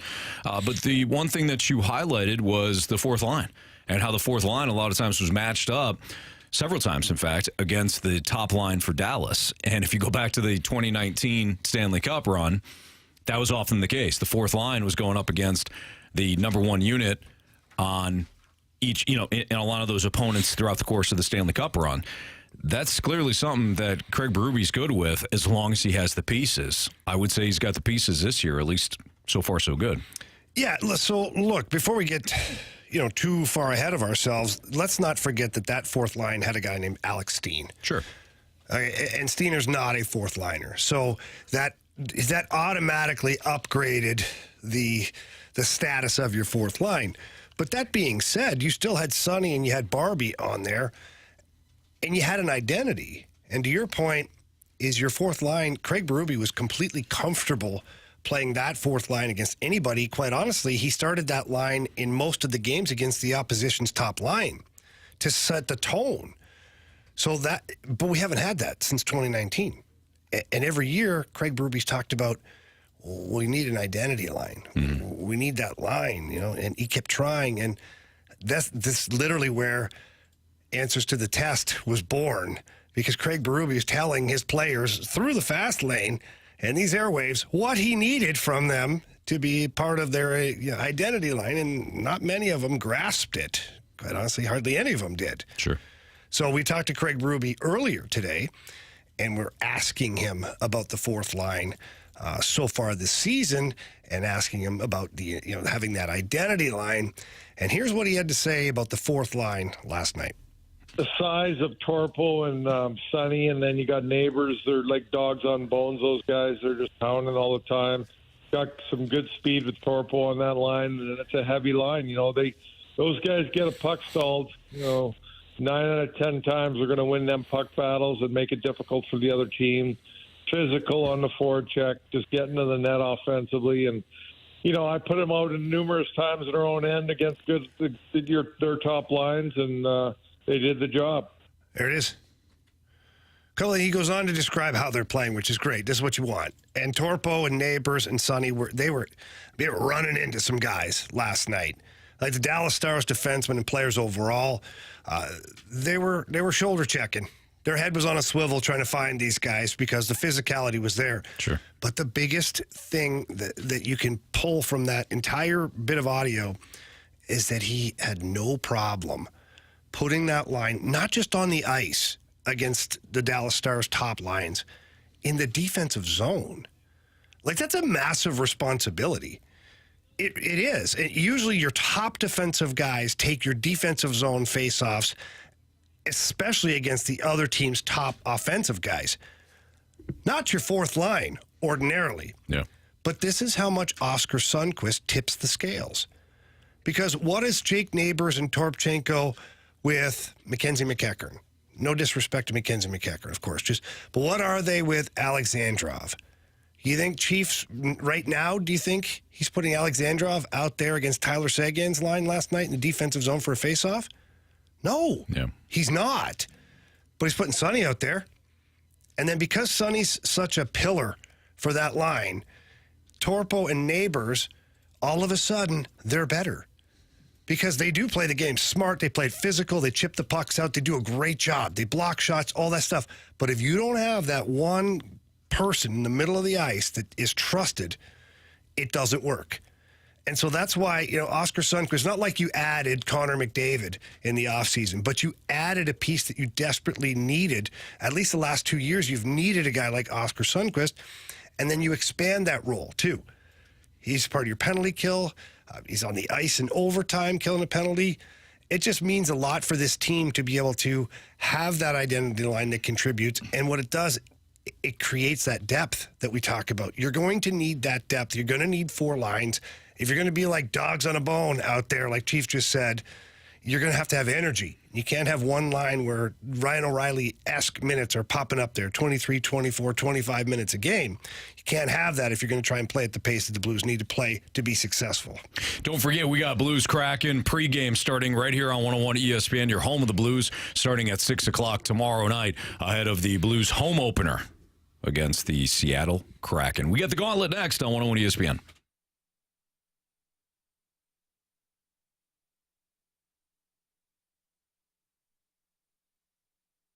Anthony, we absolutely love NFL football, and I love FanDuel, America's #1 sportsbook, because when I'm on FanDuel and I'm watching the games, it's just so much fun.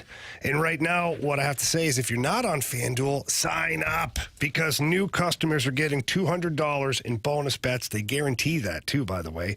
All you have to do is place a $5 bet. So, to recap that, Anthony, get your pen ready. Write this down. Got it. That's $200 in bonus bets. All you have to do is bet $5, and all of that is guaranteed win or lose. Yes, win or lose. Like, who else is doing that? Oh, you can lose and still get paid back. Yeah. Are you kidding me with this? FanDuel's fantastic app. It's easy to use. You know they got the player props. They got all the games. In fact, they got all the action for you. They've got the various passing and rushing and receiving props. You can even look at some of the defensive props, see if somebody's going to get sacked or, multiple sacks. They've got it all at FanDuel. So visit FanDuel.com/fast. Again, FanDuel.com/fast. Check out FanDuel, the official partner of the NFL. 21 and over and present in Illinois. First online real money wager only. $10 first deposit required. Bonus issue is non-withdrawable bonus bets that expire 7 days after receipt. Restrictions apply. See terms at sportsbook.fanduel.com. Gambling problem? Call 1-800-GAMBLER.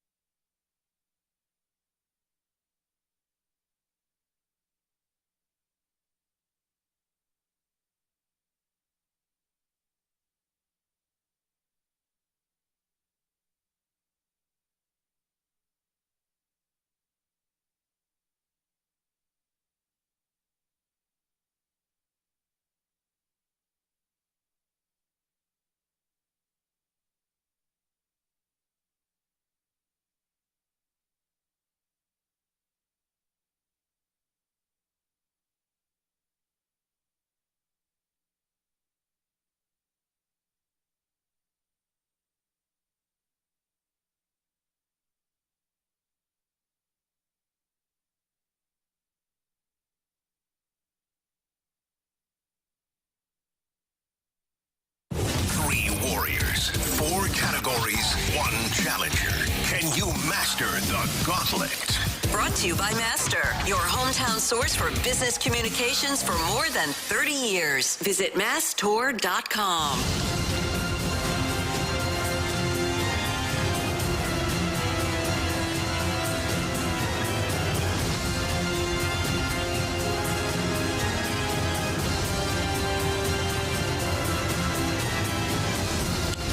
It's the Fast Lane on 101 ESPN. 403, your time check is brought to you by Clarkson Jewelers, an officially licensed Rolex jeweler.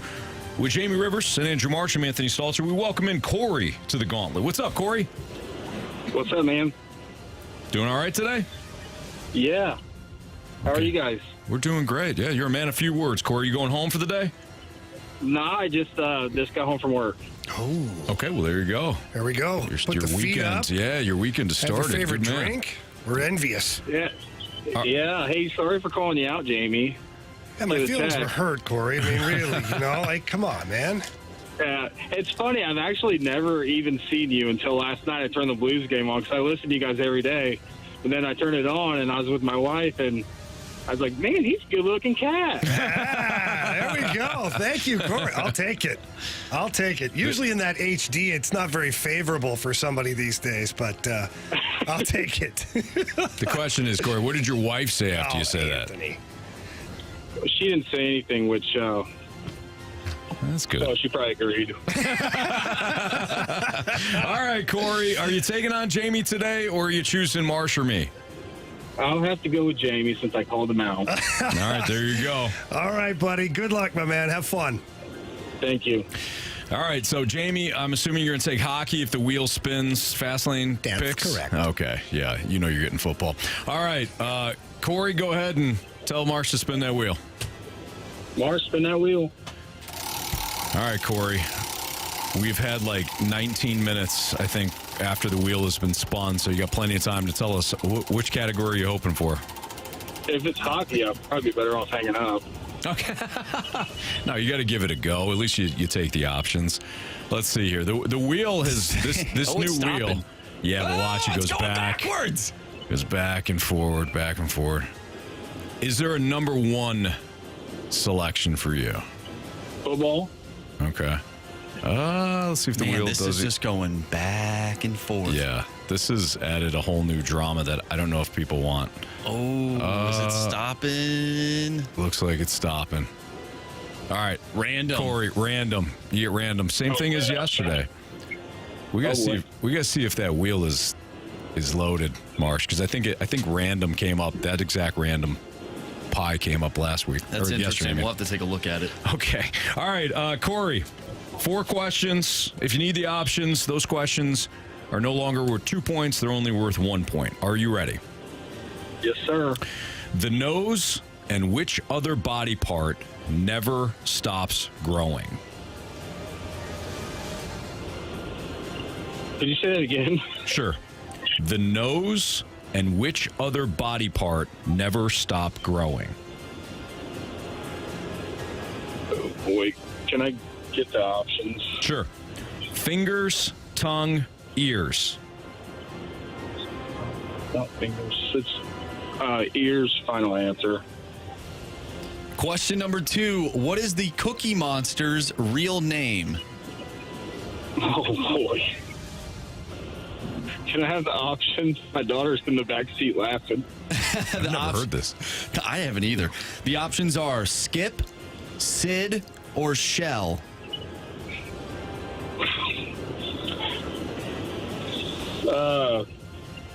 Sid, final answer.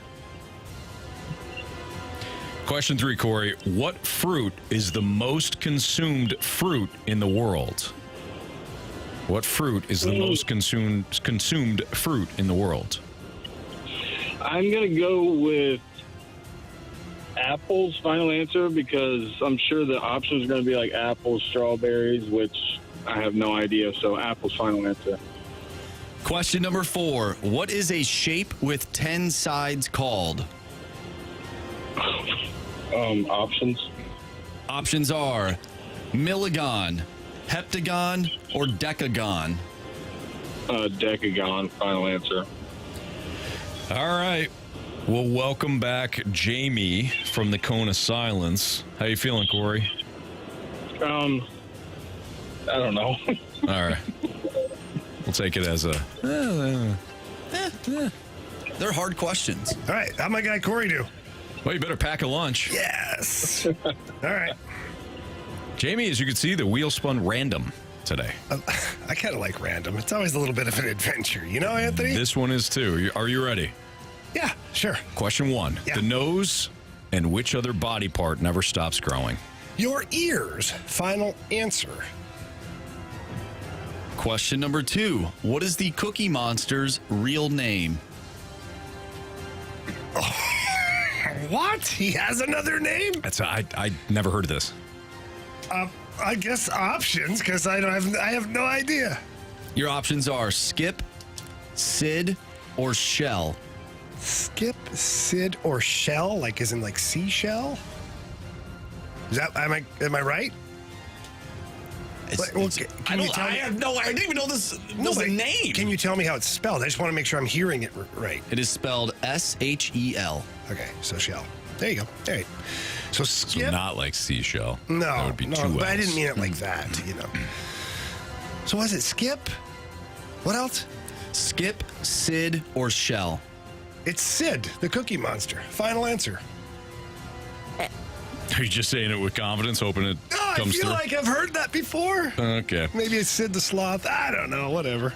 It is Sid the Sloth. I know That's that, from Zootopia, I think. No, that's from Ice Age. Yeah, it's from Ice Age. Oh, that's right. My bad. I was thinking of, but Zootopia's got. Sure. There's a ton of animals. Yeah, there's a lot of animals in there Zootopia, too. for Yeah, sure. It's a good movie, guys. Are you thinking of the sloth that goes to the bank? Yeah. That was a good part. I don't think his name's Sid though. No, Probably not. Very funny scene. It's absolutely Yeah, not. it is. Okay. Shut up, Jamie. What fruit is the most consumed fruit in the world? The most consumed fruit. I go to orange right away because of the orange juice and all the cocktails with orange. But also grapes. I mean, a lot of people drinking wine out there, Anthony. Give me the options, please. Apple, banana, orange. I mean, there are a lot of banana eaters out there for sure, Anthony. I mean, you know. But I'll go with oranges, please. Final answer. Question number 4. What is a shape with 10 sides called? Yeah, it's called options. Options are milligon, heptagon, decagon. It's a decagon. Final answer. All right, let's go over these. We'll start there. What is a shape with 10 sides called? Jamie, we just heard your response. You called it a decagon. Corey, you also went decagon. Correct answer is? It is decagon. Both of you needed the option, so we have a 1-1 tie. What is the Cookie Monster's real name? Corey, you went Sid. Jamie, you also went Sid. Correct answer is? The Cookie Monster's not a sloth, but his name is Sid. How about that? We learn something new every day. Sid. Both of you need the options for that one as well. 2-2 tie. The nose and which other body part never stops growing? Jamie, you said ears. Corey, you said ears. Correct answer is? It is the ears. Wow. But Jamie didn't need the options for that one, so Jamie's got a 1-point lead. Last question. What fruit is the most consumed fruit in the world? Corey did not use the options on this one. He said apples, which, as we know from Jamie's request of the options, that apples were an option. Jamie, you went orange. So this is how it's going to work. If it's orange or banana, Jamie's going to win. If it's apples, with Corey not using the options, Corey wins. Corey? Yes. You have chosen poorly. You lose. Correct answer is? Jamie said it. A lot of people eat it. Bananas. Banana was the correct answer on that one. Banana. I call bull on that. Either way, Jamie wins 4-3 over Corey today by virtue of that ears question, since Jamie didn't need the options on that. Corey, valiant effort, though. You got 3 out of the 4 correct. It really did come down to that ears question, man. Thanks for playing. Yeah, good job. Good job, Jamie. Thanks for having me, guys. All right, thanks, Corey. Have Thanks a for great playing. weekend, bud. And listening. See ya. All right, there you go. Nice job, Jamie. Thank you. You've been on a bit of a streak here with the Gauntlet. Nice There's a job. heater here recently. Absolutely. Yes. You know who else was on a heater last night? Jordan Binnington. Yeah, he was. We asked for your mic drops on this. Jordan Binnington kind of been polarizing over the last year or so. Last night, sure dominance. But do you still have concerns about him? That's next on 101 ESPN.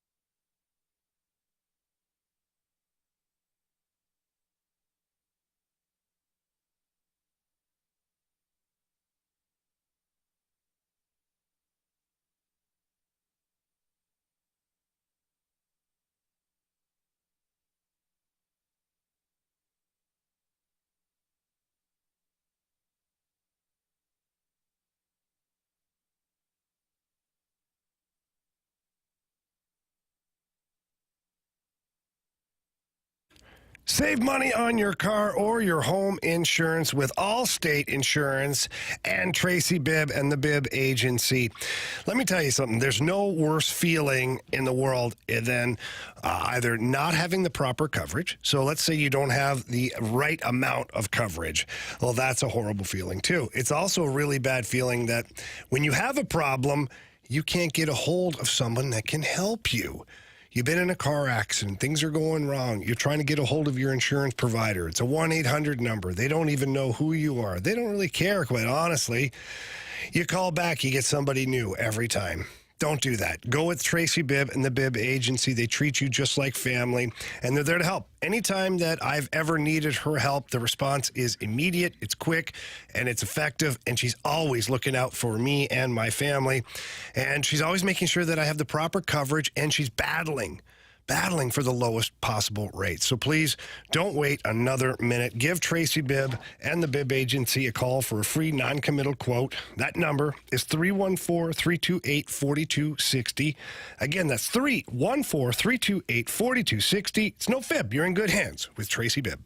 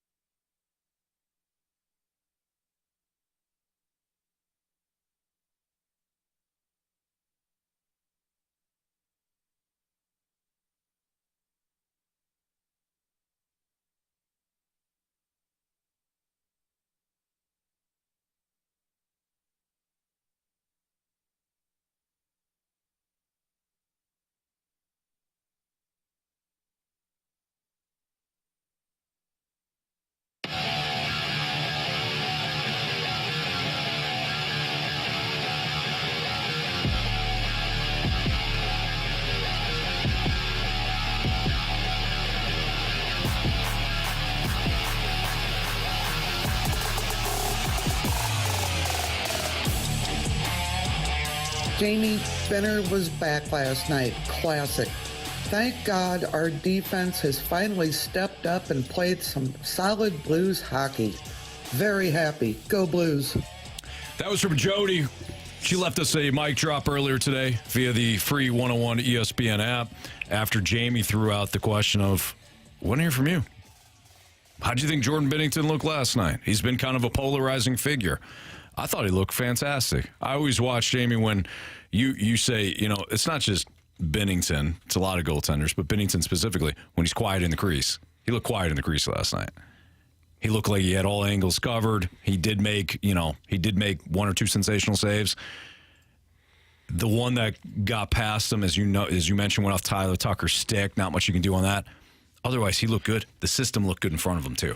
That to me is just as important. Because it's more important to me because I think Binnington's going to be just fine. I didn't look at last year and say, man, Binnington's the big issue here.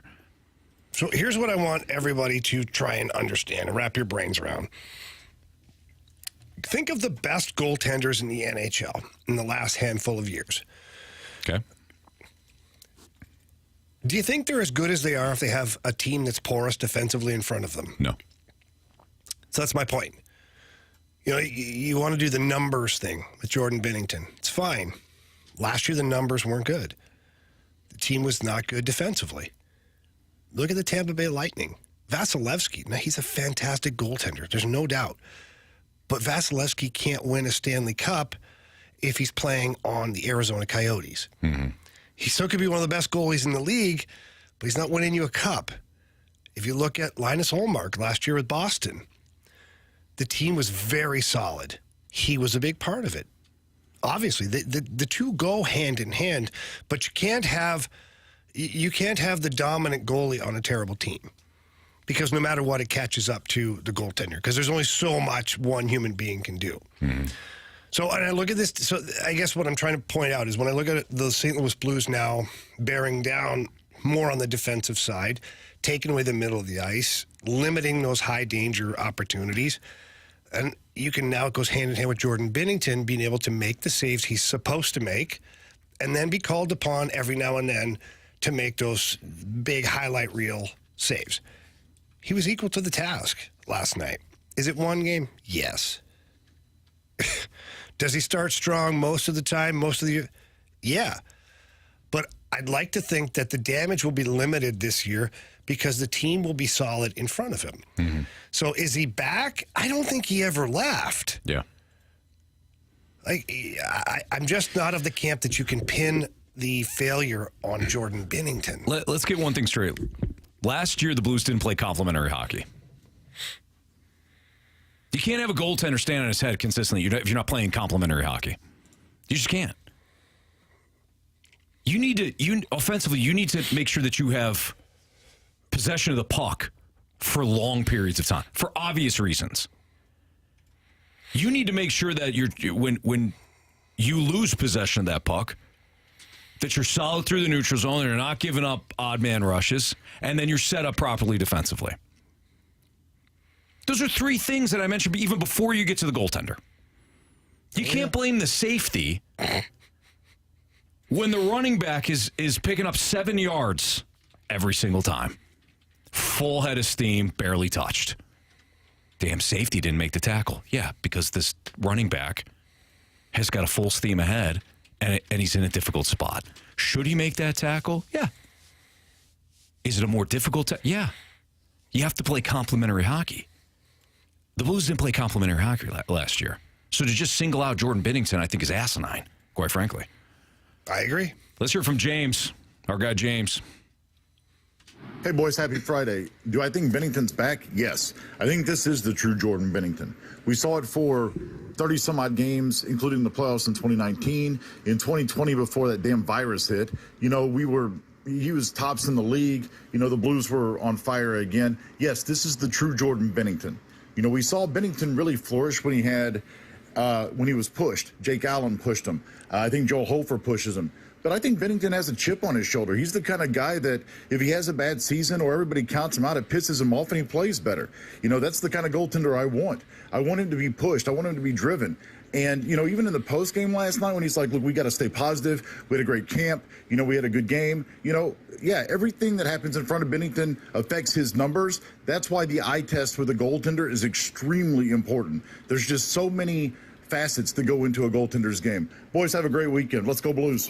Same to you, James. Always good to hear from you, pal. Yeah, James is 100%. He's 100% right. And, it was funny because when John Kelly and I were prepping to interview Jordan Binnington post-game, we decided we were interviewing him either way before overtime even started, because you got to try and plan ahead with the production crew and all that stuff. And we were like, I was like, I don't care, win or lose, Jordan Binnington is definitely the player of the game tonight. And so obviously the conversation changes a little bit when there's a loss, but John and I approached it with positivity. Mm-hmm. And I could tell right away, I'm like, Jordan Binnington is not going to be happy with just getting a point. Mm-hmm. And he wasn't. He was, he was excellent, gave us good information, but you could tell he's just a little salty. A little salty. Sure. But what I liked about it is he talked about keeping that positivity James just mentioned in his mic drop. And it's true. As a group, you have to start looking at some of the good things that you're doing and build off of that. You can't just, we lost again. You lost in a shootout, man, in a game that you could have won. So I like the state of the union right now within the group down at Enterprise Center. And I just like that Jordan Binnington has that chip on his shoulder right now. Yeah. He's got it. Like, even when you're just talking to him away from it, you can tell that he's super focused on proving some of his critics wrong. And I love that. I like a pissed off Jordan Binnington. Yeah, no kidding. The last time he was ticked off. Worked out kind of okay, Worked out pretty well. Alexander, let's hear from him. Is Binner back? Did Binner ever leave? I know that aside from the bubble, last year there's only so long he could try and stand on his head while the team was giving him backdoor after backdoor after backdoor. I mean, you can only do so much. Binner's still the guy that we always thought he was when he won us a cup. So there's no reason to believe that we can't do the same thing as long as the rest of the team comes around. But the rest of the team is the question. You know what you're going to get from Binnington. He's going to make saves. He's going to make big saves. You just can't ask him to save 50 freaking shots a night. Keep it to 20 to 30, and you have a chance throughout the full season. Yeah, it's a great observation. You can't give up 50, 60 shots a night again. The Blues didn't last night. They didn't. I think it was like 34 shots total. That's including overtime, to which you had a penalty kill in the last 45 seconds of the game. So not a terrible amount against a really good opponent. Mm-hmm. So I like that for sure. And, I just feel like this team is going to operate with more of a tandem this year in net. And Chief talks about that pretty openly, like 60 starts or whatever it was last year. That's a lot. It's a lot of pressure to put on a guy when you know your team's not playing that well either. And so I think this year, having that tapered to the 50 game, 47, somewhere in there, and having the ability to go to Joel Hofer for some games and give Jordan Binnington a rest, it's not always about a rest physically. It's a rest mentally, too. And so I think that that's going to be a healthy process for Jordan Binnington this year. But I really liked what I saw last night from a competitive standpoint, from a technical standpoint, and certainly from an execution standpoint from Jordan Binnington. If we get a version of what we saw last night consistently throughout the season, we won't have to be discussing goaltending anymore. That's Jamie Rivers. I'm Anthony Stalter. It's the Fast Lane. Don't forget Blues Kraken tomorrow. Pregame starting right here on the home of the Blues, 101 ESPN, starting at 6 o'clock. Home opener for the Blues tomorrow, so we have another opportunity to check out this team and then discuss it all on Monday. There is one thing in sports, Jamie, you and I were talking about this before the show, that absolutely drives me crazy. And people just do it. They say it over and over and over again. It's this narrative, and they can't get it out of their heads. We're going to discuss that next. Tell you what that is on 101 ESPN.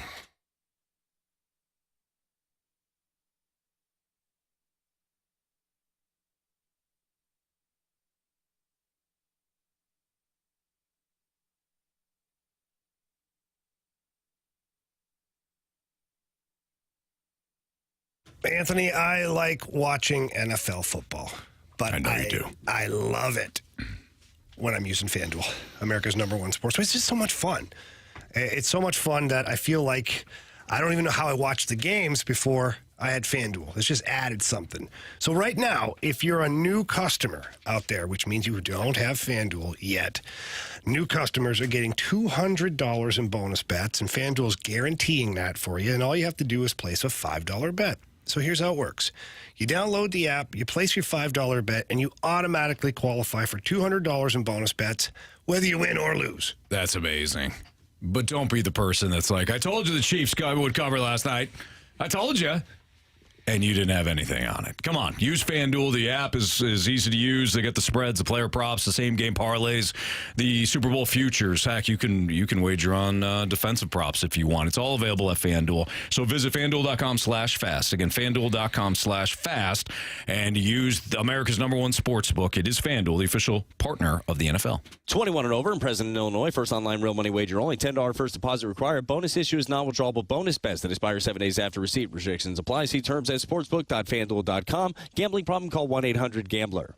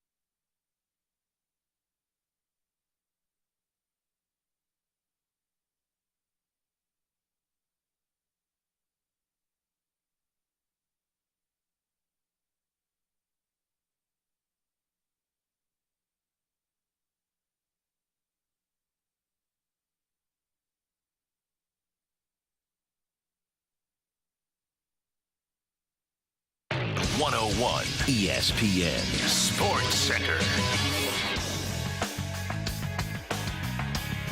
I'm Andrew Marsh. It's time for a Sports Center update, driven by Johnny Londoff Chevrolet and Johnny Londoff Autoplex. The Blues fall to the Stars in their season opener last night in Dallas, a 2-1 shootout loss.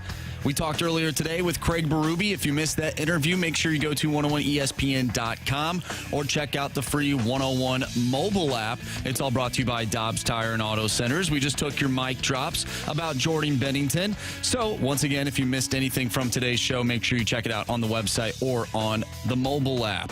We have some NFL to talk about coming up next. We'll dive into that next right here in the Fast Lane. I'm Andrew Marsh, and the Sports Center Update is driven by Johnny Londoff. Finding roads and shop 24/7 at Londoff.com and LondoffAutoplex.com. Are you kidding me?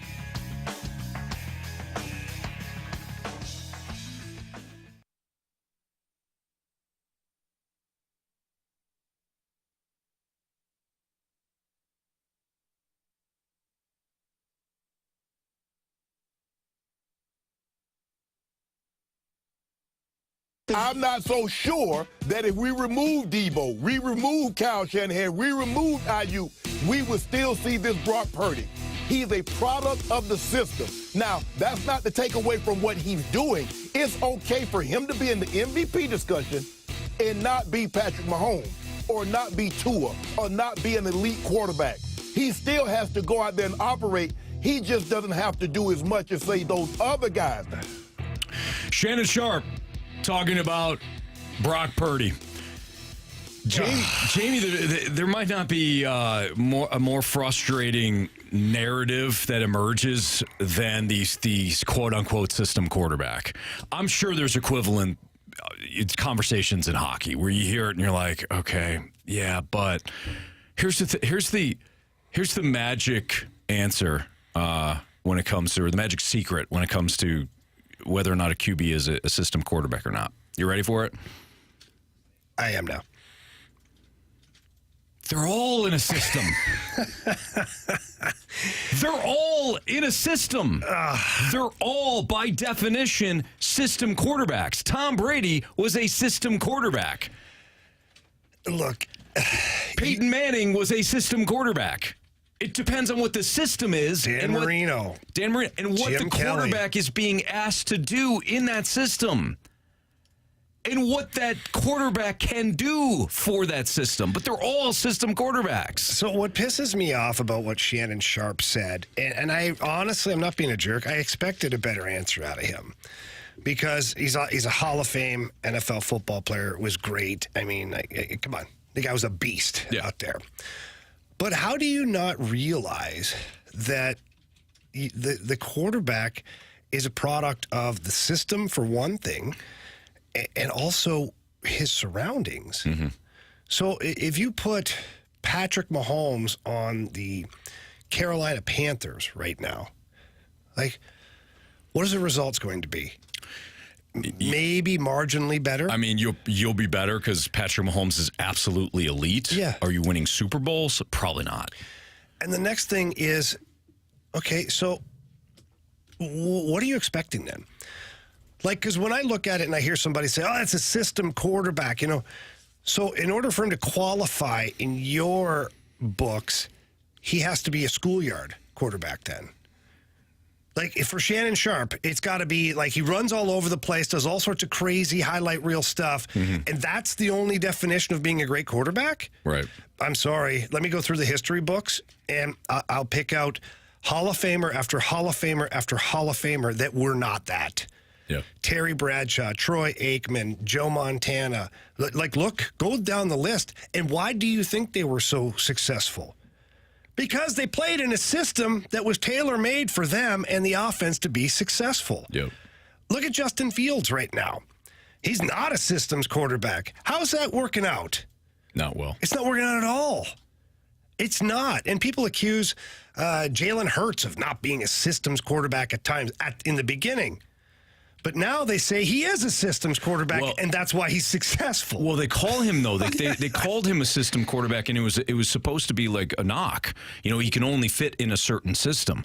I got news for you. There's only a handful of quarterbacks right now that are absolutely elite that you could take them and put them in any system, and they would prosper. You're talking about Patrick Mahomes. You're talking about Joe Burrow, Justin Herbert, and I'm probably missing somebody. Josh Allen. There's only a handful of guys that you can take out of a system and move them to a different city and still have those guys be elite. But that's why they're called elite. They're rare. Mahomes is rare. But when it comes to Brock Purdy, the question is he doing more for Shanahan's system than Jimmy Garoppolo was? That's the question. Why? This is why the 49ers went up and got Trey Lance. They felt as though that they needed a quarterback that was going to raise the ceiling of what Shanahan's system is. That's why they went up and got Trey Lance. Ironically, it hasn't been Trey Lance that has raised the ceiling. It was the guy they took in the same draft, but they waited until the 7th round. It was Brock Purdy. Yeah. Brock Purdy has raised the ceiling. Jimmy Garoppolo used to live in that short to intermediate range. Brock Purdy can take all 3 levels and push the ball forward. If you notice the other night, he wasn't settling for the 5-yard or 7-yard. He was going downfield, and he can throw outside the numbers, and he does so with more reckless abandon than Jimmy Garoppolo. That's the question. It's not, is he a product of the system? Every quarterback is a product of his system and his environment. Let me ask you a question, because I find this to be interesting, is you've got, who's another young quarterback? Let's use Justin Fields. Let's just use Justin Fields, okay? And he was a high draft pick. We'll call them the blue chippers, right? Why is it that the guys who are not the blue chippers get labeled as systems quarterbacks? Why is that? And the guys that are not, that are the blue chippers are talented. Yeah. So much raw talent. But then when you move down the line, like even guys like Drew Brees and things like that, like, he's a systems guy. He's a systems guy. Tom Brady is, 6th round draft pick? Well, that's a systems quarterback. You know, it's like, but if he would have been drafted in the 1st round, he's talented. Right. Yeah. Like, I don't understand the argument. That's because there is none. There is no argument. It's people kind of being lazy with their narratives that Brock Purdy can only fit in one system. If Brock Purdy's a system quarterback, so is Tua Tagovailoa. Tua Tagovailoa is fitting in a perfect, and I'm talking about the system as people are misusing it. Uh-huh. But Tua, what's the difference? Do you think Brock Purdy would have the same success in Miami as he's having in San Francisco? I don't know. Of course he would. I don't know enough, but he would. I trust your opinion. He's playing in a similar system. He would thrive in Miami just like he's thriving in San Francisco. It's because he's a perfect fit for Kyle Shanahan's system.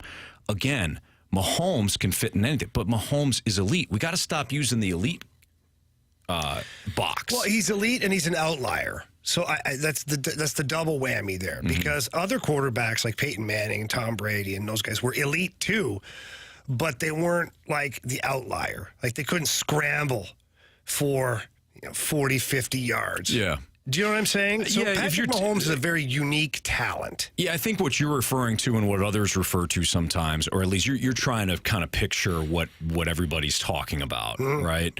I think what those people are talking about is, you call them highlight reel plays. It's what do you do outside of the system? When things are breaking down, can you still make plays? Yeah.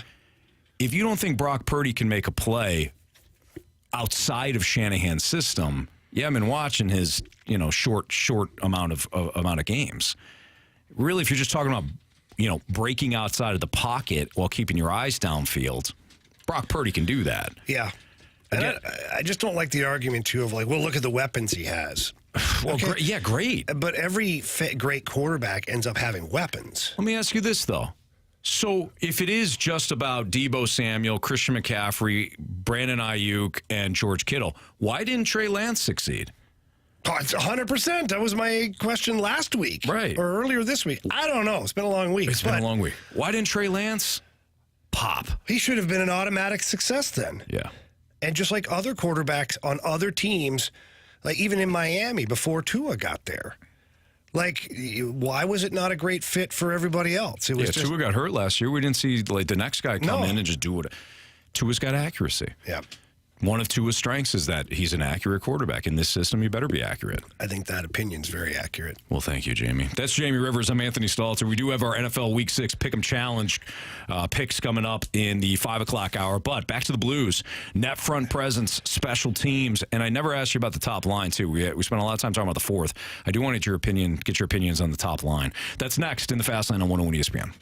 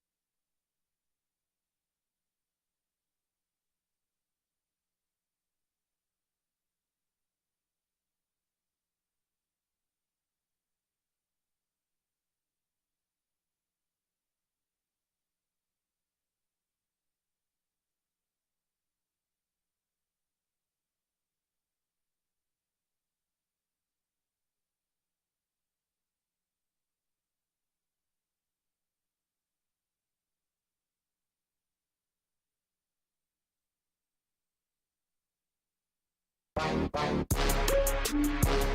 trying to chase it down on Marchment. Forces the turnover. Leddy will clear. 2-on-1 Blues. Short-handed again. Kapanen to Sundqvist. Right into the pad of a sliding Ottinger. And the Blues got to get back in a hurry. Dallas over the line. And then what a play. Krug.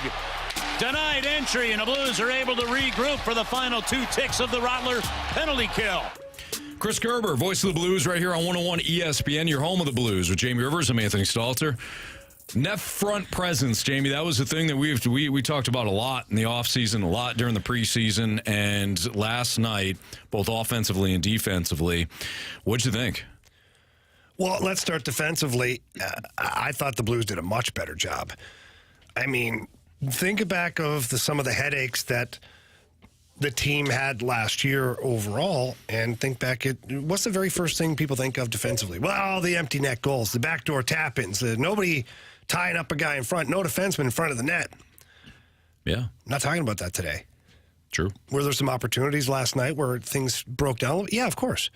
But that wasn't the normal last night. The normal last night was the Blues, as a team, collectively, were way more sound in the defensive zone. Did a much better job of taking away the dangerous opportunities, blocking shots, good sticks, big bodies, boxing out in front of the net. Like there's a perfect example in the third period where there was a shot from the point from the Dallas Stars defenseman, and Marco Scandella just boxed out the Stars forward. And Jordan Binnington had a clear path from the shot straight into his chest where he holds a puck, and there wasn't one green jersey in the middle of the ice. Mm-hmm. I didn't see that a whole lot last year.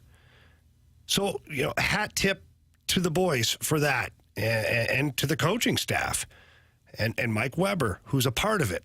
It's not all Mike Weber coming in and changing everything. I can guarantee that Craig Berube and Steve Ott and the rest of the coaching staff had their ideas as to how they wanted to change things. They got together, sat down with Mike Weber, and collectively, as a group, they've put together what they think will make the team successful. So hat tip to all of them. Now, offensively, a much better job. Every time I looked up, there's somebody in front of the net. Very seldom. There's only one time last night that I can remember where there was a shot from the point, Justin Falk with that shot, and there was really nobody in front. Now, Braden Shen was down there close to the net, but not really in front. Apart from that, there wasn't. There were bodies in front of the net all night long. Kevin Hayes, Braden Shen, Oscar Sundqvist. These are some of the usual suspects. And then Pavel Buchnevich, who's down in front of the net, makes a great play to Jordan Kyrou. It was an elite-level play, too. Robert Thomas passed it to Buch. He just one-touches it over to Kyrou, who's all by himself. Should have gotten a goal out of it, but, Jake Ottinger's a pretty good goaltender himself, too. But it was much better. It was noticeable to the naked eye how much better the Blues were in front of both nets last night. Yeah. All right, so special teams now. Power play struggled. Yeah, that is where I thought if you were going to pinpoint one thing, because they played well in a losing effort to get a point in Dallas, that was great. The power play still looked like it lacked. Yeah, so here's what I saw on the power play is I saw a really talented group of players that were not picking the easiest plays to make for entries anyways. Dallas does a great job of cutting the ice in half and then pressuring you. So all that means is that their initial forechecker guides you or directs you towards one side or the other. And then once you make your pass or you make your move to that half of the ice, meaning if you cut it lengthwise, once you do that, they fold over and go 4 guys on that half of the ice. Seems really aggressive. It's uber aggressive. You have to have the smart players to do it and the guys who physically are able to do it. And the Dallas Stars have both of that right now. I think their penalty kill was 3rd in the NHL last year. It's probably going to be up there again this year. And we knew that going into a very first power play. I said, hey, look, Dallas is going to be extremely aggressive. The Blues have got to move the puck quickly. They've got to get bodies into open ice, let the puck get into the open ice, and keep 2 and 3 guys on the puck. They didn't do that. They tried to gain the zone with possession all the time. That's a dream come true. To a team like Dallas who's cutting the ice in half and then just basically running you into bad ice, as soon as you keep that puck and you don't chip it in the corner and go get it, we got you, man. And it's going to take a while because you've got creative players like Robert Thomas, Jordan Kyrou, Pavel Buchnevich, I mean, exceptionally talented, super high hockey IQ, all that stuff. But their instincts aren't necessarily, oh, I'm going to take this puck and put it in the corner, and then I'm going to have my other super talented buddy go get it. It's not necessarily the first option that goes through their head. So I think that has to be cleaned up a little bit on the power play. And Craig Berube talking earlier today about the power play. We asked him, what are some of the things that you saw as a coach? And he kind of went into some detail about that. And here's what he said. Well, definitely more urgency and better execution for sure. Especially off of, the breakouts and things like that. Like we just didn't execute very well, not enough urgency. And then, just more of quicker puck movement, but again, execution. Like the passes weren't flat. They were off mark a little bit, a little wobbly. If it's not clean, you got to move it quick. The penalty kills are going to jump all over it. And then just, the times that we did have some time in the zone, we didn't look to get enough pucks early on to the net. We got to make it a priority early on in the power play. We're firing pucks. We're getting them to the net.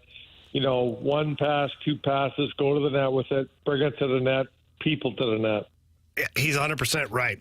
And so the reason, and I know Craig Berube could go into detail for hours, or a small amount of time to talk to him, but the reason that their passes were off the mark and the execution wasn't there is because they were under duress. The Dallas Stars were all over them. And they were looking at, sometimes too, they were looking to make bigger, better plays. Like there's an opportunity in the first period where they finally establish zone time, and Torrey Krug gets the puck down to Robert Thomas, and Robert Thomas tries to sauce pass one through all the way to the other side to Kyrou. Mm-hmm. Well, the legs were fresh for the Dallas Stars on the ice at the time, and that's a tough spot to put a puck through. It got knocked down and sent down the ice. Yeah. You didn't have to do that. You finally established zone time at that point. Make that 5 or 6. No, don't make it easy. And make that 5 or 6 foot pass. But like he said, like Chief said, flat, tape to tape, it creates movement on the ice. We've talked about this before. It makes the opponent move every single time, and you'll eventually be able to set up one of your plays. But when you can't effectively move the puck 2 or 3 times without some kind of interference, it's pretty tough to get the feel for your power play. And Chief wants to be very predictable this year. 1 pass, 2 pass shot. Establish the shot. Why do you think that's important, Anthony? 1 pass, 2 pass shot. Shoot. You're talking about? But why do you think shooting the puck on its own is important? And I'm not trying to put you on the spot here. I'm trying to get you to really use your brain and think about what happens when you shoot a puck to the net. The players have the defense has to move. Everybody has to move. They have to collapse to their net, right? Yeah. So then when the rebound is there, now you can move the puck outside. What it does, it takes away some of the pressure from the outside. If you don't score off that play, you can now regain puck possession and zip it around the zone, and now the defense has to go from the net front. They got to fan out again. Tiring them out. And when there's motion and there's movement, there's passing lanes and shooting lanes. Mm-hmm. So that's why establishing the shot is great too. And what it also does is it automatically shrinks the D towards net. So if the penalty kill thinks that every single time it's 1 pass, 2 pass shot, well, they're going to shrink towards the net expecting the shot. If they shrink towards the net, that opens up things down low. Now you can move the puck down low. You can step off of the goal line with an opportunity to score a goal, and the defense are sucked into the net too tight to really put up a fight. Maybe you get a corner shot. Whatever, right? Mm-hmm. But the point is now you've got them thinking you're shooting, so it gives you a little more time and space out wide where you want the puck. Game 1, everybody's still getting used to everything. They have a lot of talented guys. The power play will be better this year, but those are just some of the things that were happening in Game 1. That's Jamie Rivers. I'm Anthony Stalter. It's a Fast Lane on 101 ESPN. We have What's Trending coming up next.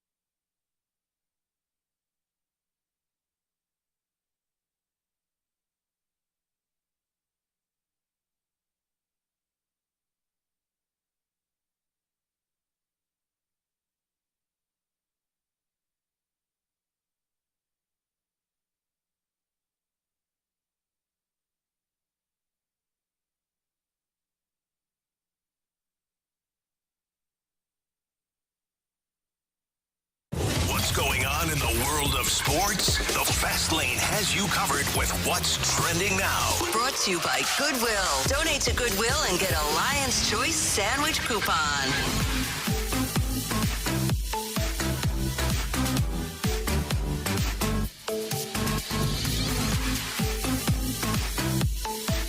Welcome back to the Fast Lane here on 101 ESPN. Anthony Stalter, Jamie Rivers. I'm Andrew Marsh, and it is time for What's Trending.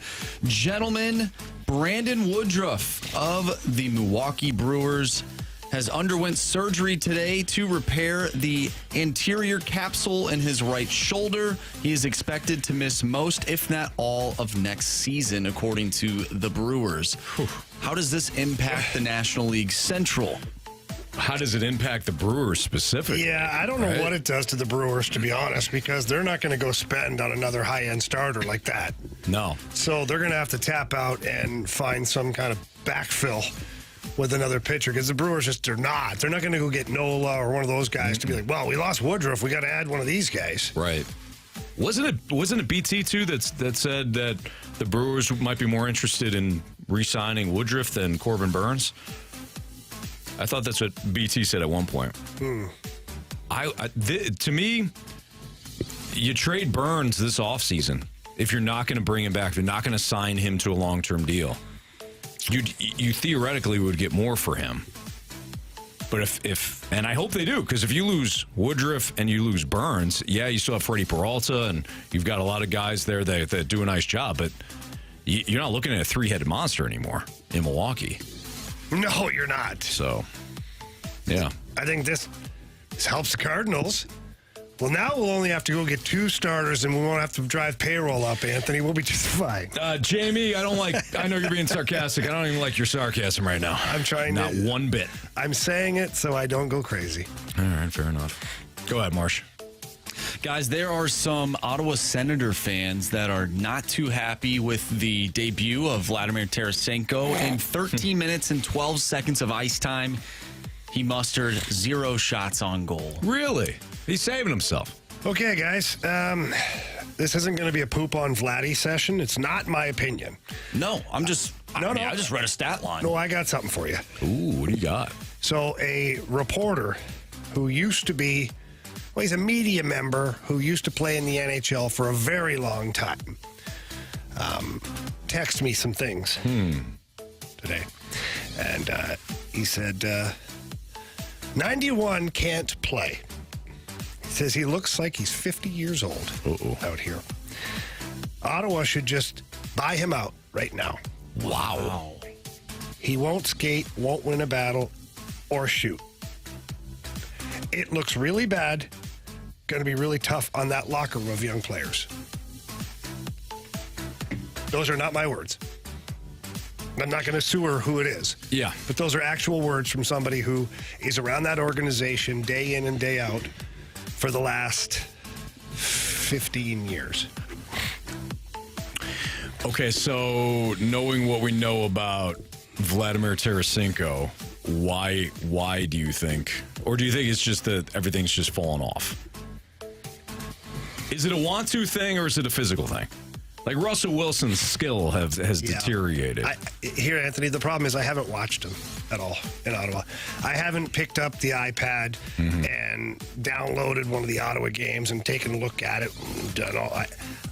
I can't comment. All right. Because the last version I have of Vladdy is probably different than what they're describing right now. I do know that he's on the third line in Ottawa right now, and based upon his 13 minutes, it doesn't scream that they're looking to elevate his status within the group. So I don't know. I don't know what's going on. I don't know if he's incapable or unwilling at this point, or is it a situation where he's on the third line and he's not happy? That's what I was kind of getting at. And if you put me on the third line, you get this kind of effort. Okay. But yeah, Anthony, but I know. I don't know. You're speculating. I got it. I'm not even speculating. I'm just guessing. You're answering my question. So I don't know. Let's hope, for everybody's sake, that he turns it around. Because he's on a one-year deal. He's got family, all that stuff. And that group of players in Ottawa, that's a really good young nucleus of players. And that they got brand new ownership in Ottawa. There's a ton of excitement surrounding that team. It really could be an incredible opportunity for Vladimir Tarasenko to reset the market for himself. If that team makes the playoffs, they're going to say, well, why did they make the playoffs? Yeah. Well, Tarasenko got signed in the offseason, and he scored 25 goals for us. Mm-hmm. That's a reason to sign him or for Otto to extend him. Sure. So we'll see. Hopefully things can turn around, though. Tarasenko aside, just a player in general, if a player on the third line were to do well in a contract year, I feel like that would ultimately help moving into the offseason. Oh, I put up these numbers on the third line. Yeah, but you got to play well. Exactly. And the effort has to be there. Today's NHL, there's no wiggle room for floating around and just waiting for things to come to you. It doesn't work that way. Every system that they play now in the NHL is 5-man driven. Mm-hmm. Forecheck, neutral zone, defensive zone. Every person on the ice is super important to what you're trying to do. Mm-hmm. Well, speaking of a team that has been playing well, so well that they have the top spot in the West in Major League Soccer, that is St. Louis City SC. It was announced today that round one, match one, is sold out. There will be a launch party on the 22nd, so next weekend. A pre-match city block party. I think that sounds a lot of fun. Sounds like a lot of fun. Absolutely. I was listening to the opening drive today when they were talking about the City SC and what would be a disappoint. Like, if they get bounced out early, would it be disappointing? Like their season success. No, well, I mean, that was my response. Oh yeah, it'd be disappointing. I don't know. I think guys. the expectations have changed. I'm with Marsh on this. We are the Atlanta Braves. Damn right we are. Or we're the Baltimore Orioles. Whoa. We would, yeah, right. Like heading into the postseason. That's what you're absolutely right. It's a great season. You still say, man, you're building off this and whatever. I get all the historical aspect of it, where it's your inaugural season, and nothing's going to take that away. And it's a record-setting season. But for me, the expectations have changed for City. You've proven that you can do this. Let's go out and win that bleeping championship, huh? We're not City SC. We're not Cincinnati FC up in here. Correct. We're City SC. Yeah, I agree. Look, it's all or nothing. If they don't win the championship, the season's a bust. I don't necessarily mean that. I mean, if you get bounced, but if you get bounced, I mean, that's literally what I heard you say. But if you get bounced like early, like you bounce right away. Yeah, you said season's a bust. I didn't say season's a bust, Jamie. Don't put words in my mouth. Don't you put anything in my mouth. Anthony, well said. However, I will say that you said something like that. Yeah, expectations have changed. Mm-hmm. It would be disappointing if you got bounced in the first round. It'd be a bust. I'm not talking about this entire season. Yeah, I mean, it kind of would be. It's championship or bust, is it not? That's what he's trying to say, right? I mean, that should be the mindset. You're darn right it should. Championship and win a few. I'm sorry, we're not the game or two. We're not the baseball team here where you just win the division and then you're excited, or you win the grapefruit fruit league and you just hang the banner. I don't think so. We got different expectations for our soccer team. Let's go, City. Guys, do you think that our phones and computers are listening to us? 100%. All the time. Okay, all the time. Because no question. Yes. I just refreshed Twitter, and the first thing that popped up was Major League Soccer, their account. Taylor Twellman doing an interview with Cincinnati FC head coach Pat Noonan. I can't even believe Taylor talked to him. Taylor's from St. Louis, too. I believe he did. Like, what's he doing? No, I'm just kidding. He's doing his job. He does a good job, too. He does a great job, absolutely. Yeah. I mean, they're listening to us. Yes. It's a clear example right there. BK Ferrari, they're talking about how our entire world is a simulation earlier today. I don't know if you heard that. I don't know if I go that far, but the phones, yeah, they're definitely listening to us. I agree. Today is Friday the 13th, by the way. Didn't even realize that. So, spooky day here on a Friday. Hey, Anthony, that's Friday the 13th.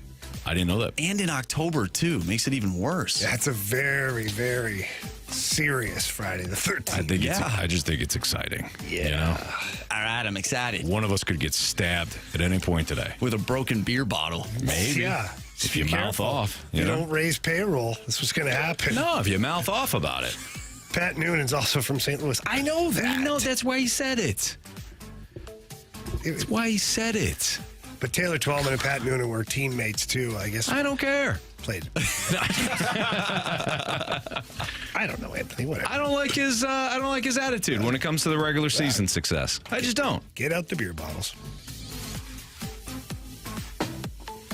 You looked like you're about to say something. You don't celebrate regular season success and call it better than winning a championship or more important. It's ridiculous. I totally agree. I don't care where you're from. Looking at me like I disagree. I totally agree with you. All right. By the way, speaking of like regular season winners and whatnot, we got a text earlier today and I've been waiting for a good time to bring it up. So I think right now is the best time to bring it up. All right. This texter from the Air Comfort Service text line said, what I would love to see happen to make the regular season much more important is to say, all right, if you're the number one team in all of baseball, you get an automatic bid to the World Series. If you win your league, beat the National League or the American League, you get an automatic bid to the LCS. If you win the division, you get an automatic bid to, or bye, I guess. I'm calling it bid, but you get a bye to the division series, and then the next two teams in each division play a 3-game set to see who makes it through. But this way, the regular season absolutely means everything. So that would mean the Braves would already be in the World Series. The Orioles would already be in the ALCS. I understand. Why are we eliminating drama? But I understand the thought process behind this text or this suggestion, but it doesn't work for me. It just doesn't work for me. It's a no for me. So does everyone else It's a no in the, for me, too. Does everyone else in the National League?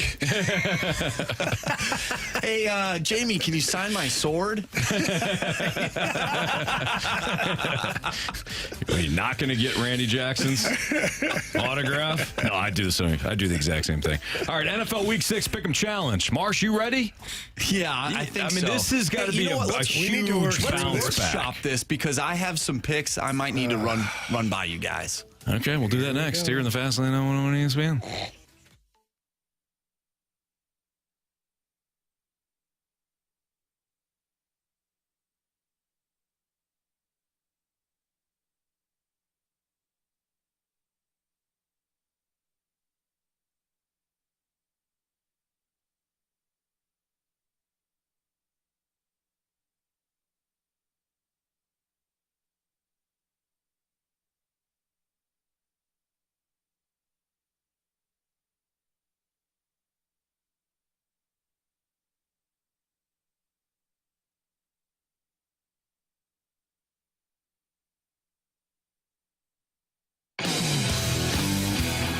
Elevate your performance with Pure Performance, your one-stop shop for all accessories for your vehicle. And I know that there's some Jeeps driving around out there, some Broncos, those heavy accessories for that. We got so much for Jeep accessories over at Pure Performance. Our guy Marshy drives a Jeep, and you're probably wondering, well, you know, what about my older Jeep or you know, a specific model? Don't worry about it. Any year, make, and model of your Jeep, Pure Performance has you covered, and they got all sorts of amazing things. Not just for the exterior either. They've got some performance accessories where you've got different computer chips, cold air intakes. They've got exhaust system gauges, and they've got the tire selection. They are the best in the business at tires, not just oversized off-road tires either. Your everyday tires just driving around up there, Pure Performance has you covered. All you have to do is head into the 25,000 square foot facility located in St. Peters, Missouri. Ask for Shelby. Tell her Jamie Rivers sent you in. Tell her what you need, what you're looking for. She's going to take care of you, and the technicians are going to do a fantastic job. You are going to love it. So please stop by, say hi to all my friends at Pure Performance. But if you can't get there in person, please get there online at pureperformance.com. That's pure, P-U-R, performance.com.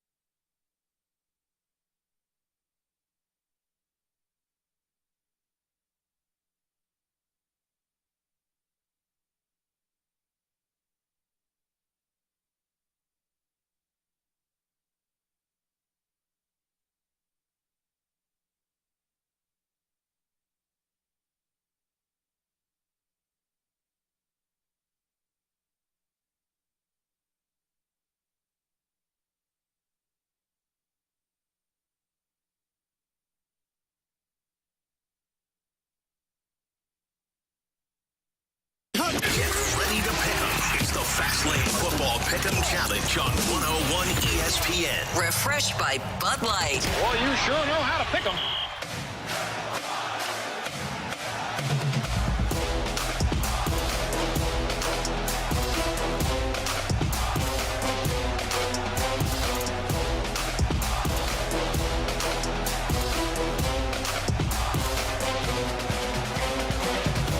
All right, we had to bounce back, gentlemen. We raced off to a 3-0 lead against the Rizzuto Show in our NFL Pick'em Challenge. We have lost the last 2 weeks, so we had a rebound. Unacceptable. Our guy, Andrew Marsh, it's a big week for him. Out of all the contestants on each show, Marsh is in last right now, but I know Marsh, he's had some sleepless nights. That's for and he's different going reasons. but he's going to put together a big week. I know him. This is like a 10-point week for him. I hope so, man. He needs it. He does. He really needs it. Yeah. So do we. Yep. Without further ado, let's go, baby. Let's get into some Week 6 Pick'em Challenge picks. What is your blowout special this weekend, Jamie?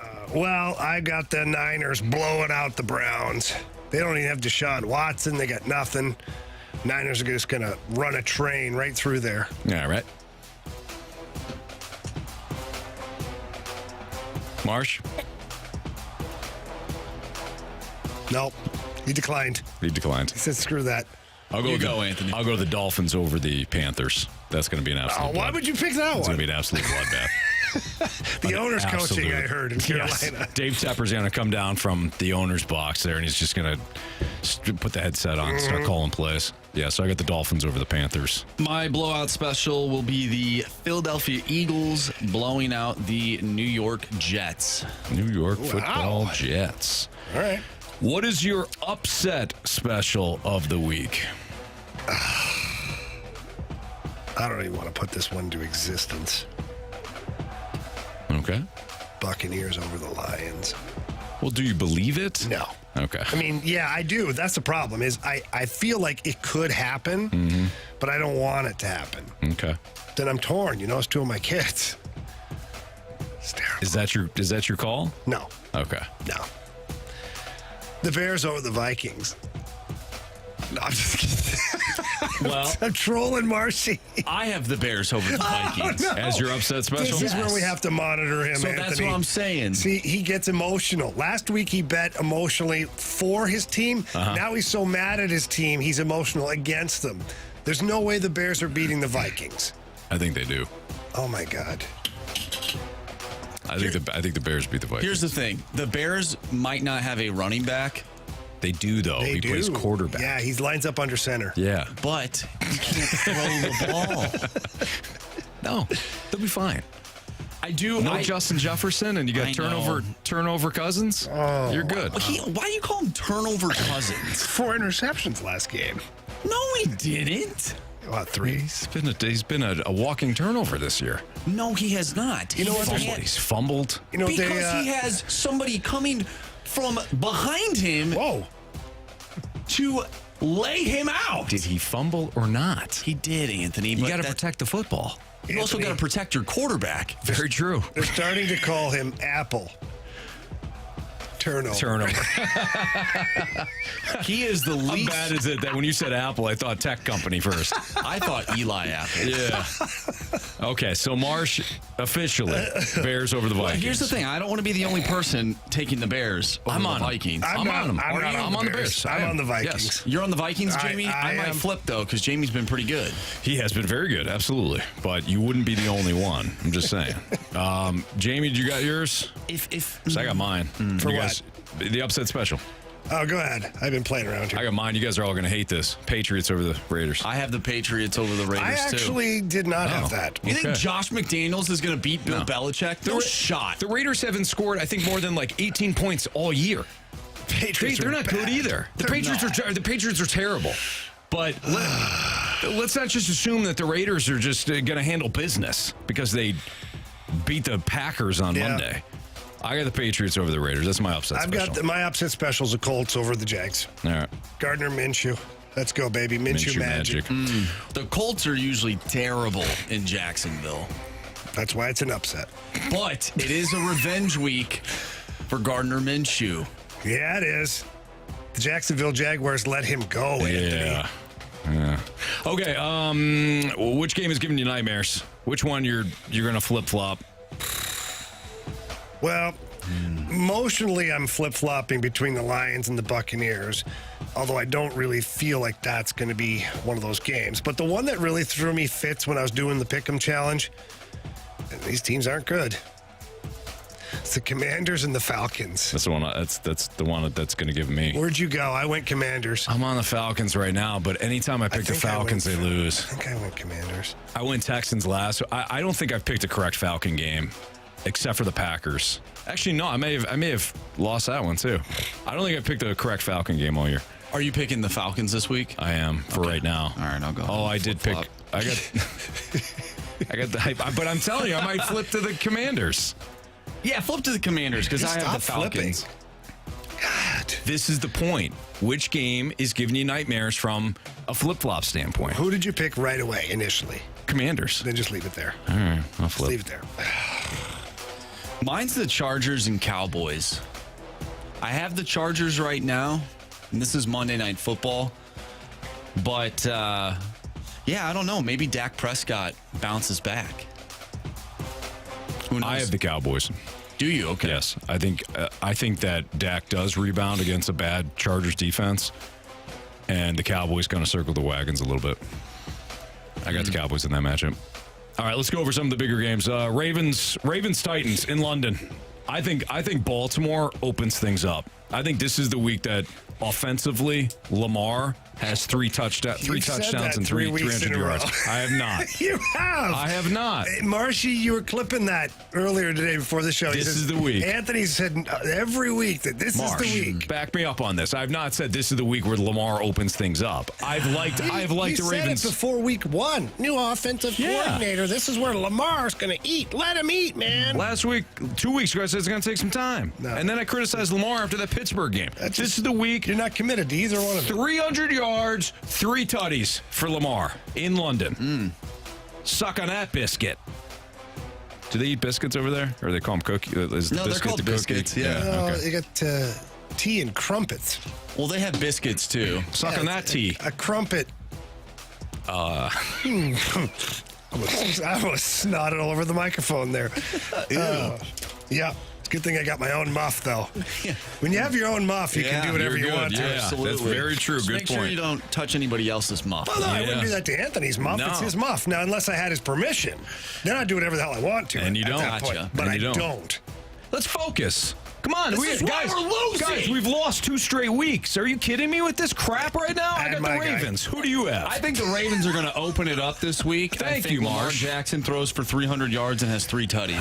What was the question? Now you're mocking. What was the question? The Ravens versus the Titans. Oh, yeah, no. Lamar's going to throw for 300 yards and have 3 touchdowns. Thank you. This week. It's going to be a Okay. breakout weekend for him. That's what I think, too. Thanks, guys. We're all on the Ravens. Good. Synergy hockey. Yes. Skills.com. Yep. Vikings, Bears. I got the Bears. I got the Bears in an upset. Yeah. Jamie. Good for you. I got the Vikings. Marsh. I'm going with the Bears. Bear down, I'm going Chicago with the Bears. It's a win-win situation. You already said the Colts. I'm sure you'll pick the Jaguars by Sunday. I'm on the Jags. Marsh. I'm going with Jacksonville. What gives you that idea? I don't know. Niners and Browns we can skip over. I got the Seahawks over the Bengals. No, I got the Bengals. No way. In Cincinnati, Joe Burrow's back, baby. Jamar Chase, 7-11. There's no way they lose. Okay. That was almost my upset special, Seattle. I get that crap-eating grin on your face. And it doesn't even scare me at all. I know it doesn't. At all. I like Seattle. You're Seattle on a small upset. Marsh? miserable human being. I'm miserable because I picked Seattle. There's a lot of other reasons you say I'm miserable, but not this one. Anthony, I'm going with the Cincinnati Football Club on this one. Okay, all right. Cincinnati FC. I got Houston over the Saints. I don't. I know that I should have used that one as my flippy floppy. I'm not sure. I ended up going with the Saints. Now, they had a big win last week. Not exactly against big competition, but I kind of expect the same result. I just think Houston's a better team, top to bottom, from what I've seen thus far. Probably not wrong. Marsh? I'm going with Houston, too. I watched a C.J. Stroud interview this week about him dissecting that final drive for the Houston offense when they played against your Atlanta Falcons. Yeah, how'd they do in that game? Well, the defense let them down, but the offense looked good on that final drive. Yeah, where did he finish? Jeez, dead last? Anthony. Dead last? Yeah, no, he had a good day. You were hoping they won! He's your favorite QB! Yeah, but shooter. Anyway, CJ Stroud. No, how'd he do? Yeah, how do you do? Dead Last, last. dead last, right? Yeah, okay. Go ahead. I'm sorry, Marsh. Houston. Okay, thank you. Dolphins over Panthers, we can skip right over. Raiders, Patriots. Patriots are my upset special. Jamie? I picked the Raiders. I'm so ashamed of myself, but man, the Patriots are bad. They're talking about starting their practice quarterback. He might be better. He might be, but that still doesn't scream confidence. I think they go in there and they run the ball. They better. They roll the ball for like 150. Control the clock. Win 13-10. I do. I think it's going to be just a gross game, and it's going to be like 13-10 or 16-13. They're going to win. Yeah, maybe Jacoby Myers will throw them the ball this time, and they'll end the game. Yeah, right. No kidding. Jimmy G throws 3 picks. Yes. Who do you have? Oh, I have the Patriots. Lions, Bucks. I got the Lions. I got the Lions. Lions. Cardinals, Rams. We all got the Rams. Yeah. All have the Eagles. Yeah. The Jets. Bills and Giants isn't competition. No. And I took the Cowboys. I took the Chargers. I took the Chargers, too. Chargers. I think there's some bounce backs this week. I think Lamar bounces back. I think Dallas bounces back. All right. All right. I think Washington bounces back. I'm going to just take the Commanders. Please do. It's a win-win. I'm going to take it's not, but I'm going to take the Commanders. It's a win-win for I did look back. The only time I picked the right side in the Falcon game was week 1 when they beat the Panthers. That is it. I've been wrong every other week since You then. know what? I took the Bills this week, so congratulations to the Giants for getting that win on Sunday Night Football. Yeah, but they're not going to have Danny Dimes under center. No. Yeah, they actually might have a chance. Who the hell is going to be the quarterback? Tyrod Taylor. Oh, double T. Yeah. Good luck with that. Yep. All right, we're going to build our sleeper teams and have our biggest question of the day next on 101 ESPN.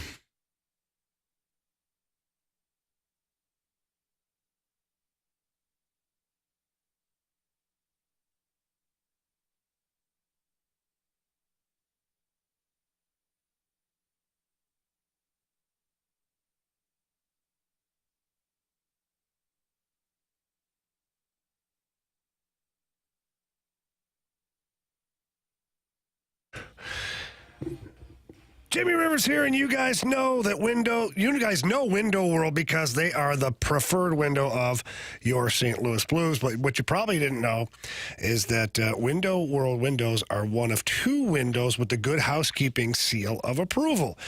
And in just over 20 years now here in St. Louis, Window World has improved the look and efficiency of over 70,000 customers. 70,000 customers. Why are the numbers so high? Well, because the replacement window is better. That's right. The Window World window has a double-strength glass that you don't commonly find in replacement windows. And not only is it better for breakage and things like that, but it's more efficient. It means that when it's cold outside, you don't feel that inside the house. When it's hot outside, you don't feel that inside the house. And obviously, it keeps a little bit extra money in your wallet as well. So please give my friends at Window World a call.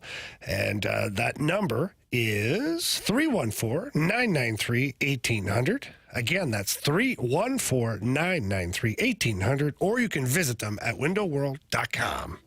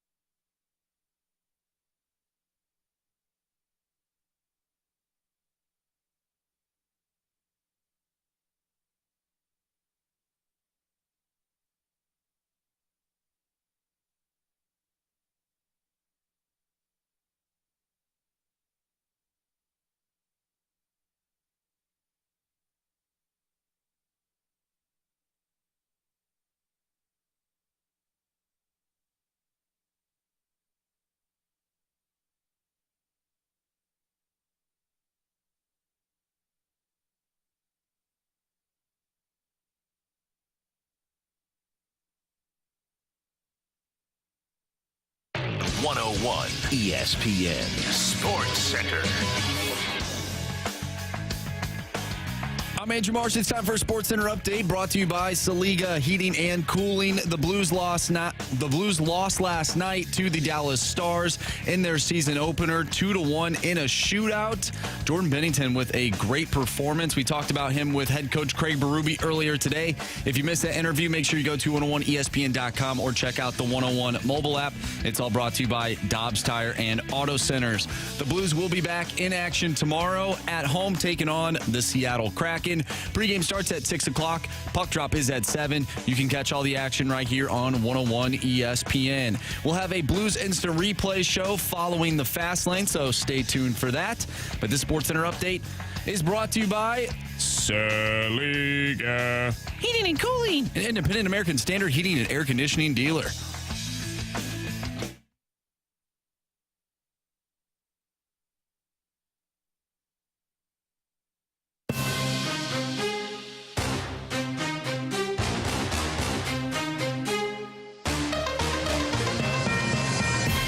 It's time to build our sleeper teams. We pick one quarterback, one running back, one wide receiver. Jamie forgot about it. I'm sure he'll do well. He did win the first week. Yeah, did not win the second last week. No, I won last week. Marsh is still looking to get Brock on the board. Purdy. Okay, sleeper this week. I'll take Brock Purdy. Okay. Why are you going to be like that on a Friday? It was on. I mean, I took a guy that was. I mean, I don't even know if he was any good at all. I took a big chance on my guy. You took Brock Purdy. Yeah. Is it the guy that got to the last 2 AFC Championship games, Jamie? Is that who you took? It's a guy that was 1-3 on the season. Jamie took Joe Burrow last week. On one leg. Giving me crap about Brock Purdy. All right. Marsh, you got it. QB, RB, and wide WR. receiver. All right. Jamie. Anthony, I'm sorry. I've had a long 24 hours. I know you have. Marsh, why don't you start off? You got to get a dub. Yeah, I do. I'm going to go with Dak Prescott as my quarterback. Bounce back performance for old Dak. I'll allow it. All right. I'll allow it. Jamie, would you like me to go while you continue to look? The bounce back quarterback, according to Anthony, is going to be Lamar Jackson. That's not a sleeper. What are you talking about? Lamar wouldn't be a sleeper. Dak is? People said he was terrible. So is Lamar. Go ahead. I'm just playing. Geno Smith is mine. I just wanted to make you angry. Oh, here we go. You're going to do that? Yeah. Geno Smith. Such a donkey. Love you anyways, but my God. He hasn't been great this year. Offensive line has been banged up, but coming off the bye. And I think that Bengals-Seahawks game might be a bit of a shootout. So I'm going to take Geno Smith. Yeah. QB. Wow. There's really not a lot of great options. There's one option, but I don't want to take it. Shaky Banky. You just took him last week. Yeah. You took him when you won. Yeah, but I don't want him to have success against the Lions. Like cheering against myself there. Then I thought about the Saints and Derek Carr. It's Houston. Mm-hmm. Anthony, if you could pick one or the other, Shaky Bakey or Derek Carr, which one would it be? Shaky Bakey. All right, Baker Mayfield. He was my first instinct, so go with that. Yeah. All right. Do you have a running back, Jamie? Yeah, this week I'm going with Jonathan Taylor. Okay. Last week I did it, but they want to ease him back into it. I feel like they're going to be in this game, and with Gardner Minshew under center, they're going to be running the ball a lot more, and he's going to be a big part of it. He's my guy. All right. I'm going to take Deontay Foreman for the Bears. George's son. That's all they have. Khalil Herbert, injured. Roshan Johnson, injured. It's Foreman. That's it. Against Marsh's Vikings. So I'll take Deontay Foreman. I'm going to go with Imari DiMercado of the Cardinals. Mm-hmm. Wow. Same situation. Everybody's banged up. Yep. I like it. I thought about it. All right. Wide receiver. Am I up? I'm going to take Zay Flowers again. Again, I think the Ravens open things up. Let me think ask they a throw all over the question. field. Is Chase Claypool active this week? I've been trying to look for it. I don't know. I hope Honestly, if I've been you're going to looking. pick I him, don't go know. ahead. I don't know. I wouldn't pick him if you were thinking about it. Just let me do whatever the hell I want. How about that, Anthony? Put him down for Chase Claypool. I'm writing your No, name. I don't even know if he's Chase active. Claypool.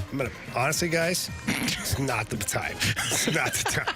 I'm tired and I'm angry. I'm crabby right now. My back is sore. Got a bit of a headache. Losing my voice. Don't piss me off right now. All right. Go well, ahead, Jamie. Anthony. No, you go ahead. You make fun of my pick. I took Zay Flowers. That's who I was going to take. While we're waiting, we do need a new fade or follow contestant. So if you want to text in fade right now to the Air Comfort Service text line 314-399-9646.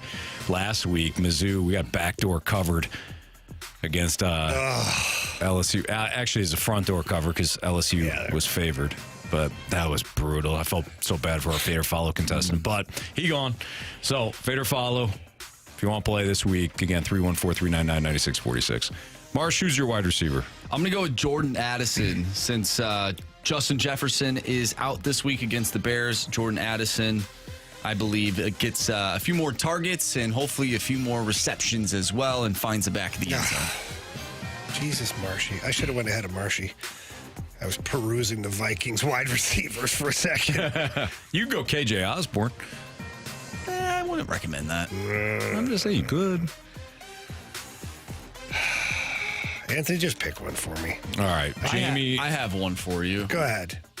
What is? We'll see if we agree on it. Adam Thielen. I don't even know if he's one. Is he I was going to active? say Tutu Atwell. You know what? I like his name. Tutu Atwell. Give me for the Rams. tutu. All right, there you go. There you go. We built our sleeper teams. I'm not. That's a weak effort for me, guys. You're good. I apologize. You know what I love? What? Here's what I love. You didn't even fake it. No. You came into this segment saying, and I quote, "I forgot about this." I looked at the grid that we have that outlines kind of what we're doing. Right. And I just quickly saw biggest question of the day. I'm like, oh yeah, it's that time of the day, whatever, biggest question. I kind of parked it, never looked, and then you guys like, it's time that sleeper. I'm like, son of a batch of biscuits. I can't even fake it because you know why I can't fake it? Truth be told, I'm gonna be honest with everybody here. I don't know the depth of the rosters are. Like, I know the really good players, and I know when they play really good and when they play like crap, but I don't know, wide receiver 3 or 4 or running back 3 or like the sleeper guys. Like, I don't know that. Nobody expects you to, So, No, it's okay. I own it. I don't care. Yeah. But usually when we do this, I'm, prepared. Yes. You would have You at have that one more point. win than I do. So Yeah. But Beating Marshy like a drum. Yeah. So, at least by 1. Okay, fade or follow next. Oh, easy there. On 101 to Dynasty boy. ESPN.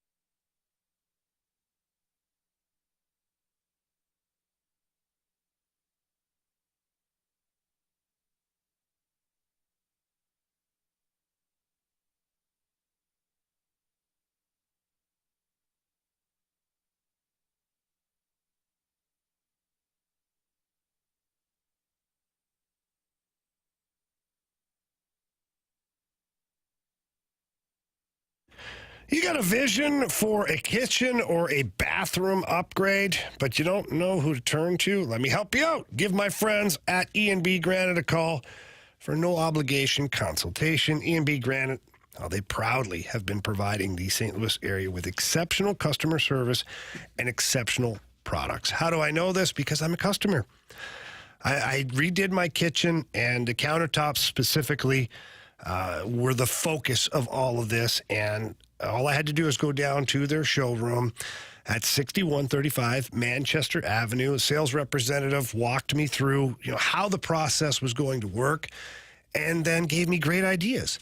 And that's all I needed was some great ideas. And this is why you go to E&B Granite, because their sales representatives, they know, they talk to you, they ask questions, and then they just figure out exactly what it is you're looking for. And boy, they hit a home run with me. I ended up going with quartz countertops. It was fantastic. Now, quartz is only one of the options that's offered over at E&B Granite. They've got, obviously, granite countertops, marble, soapstone, cabinets, so much more. All you have to do is get in there and talk to them, and they're going to help you out. You can give them a call, too. Tell them Jamie Rivers sent you. That number is 314-645-9300, 314-645-9300, or you can visit their website, enbgranite.com.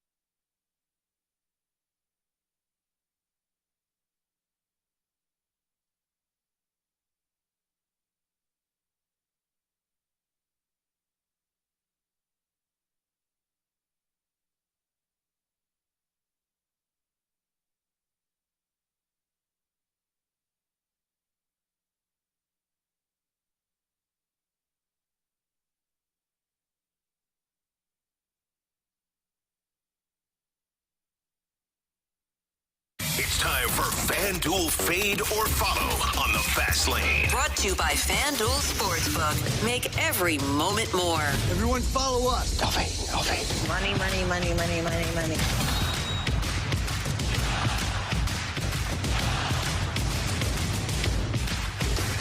With Jamie Rivers and Andrew Marsh, I'm Anthony Stalter. We welcome in Dan, who's our latest contestant in Fade or Follow. What's up, Dan? Not much. How are you guys today? Happy Friday. Happy Friday to you, man. We're doing great. You ready to win some of FanDuel's money?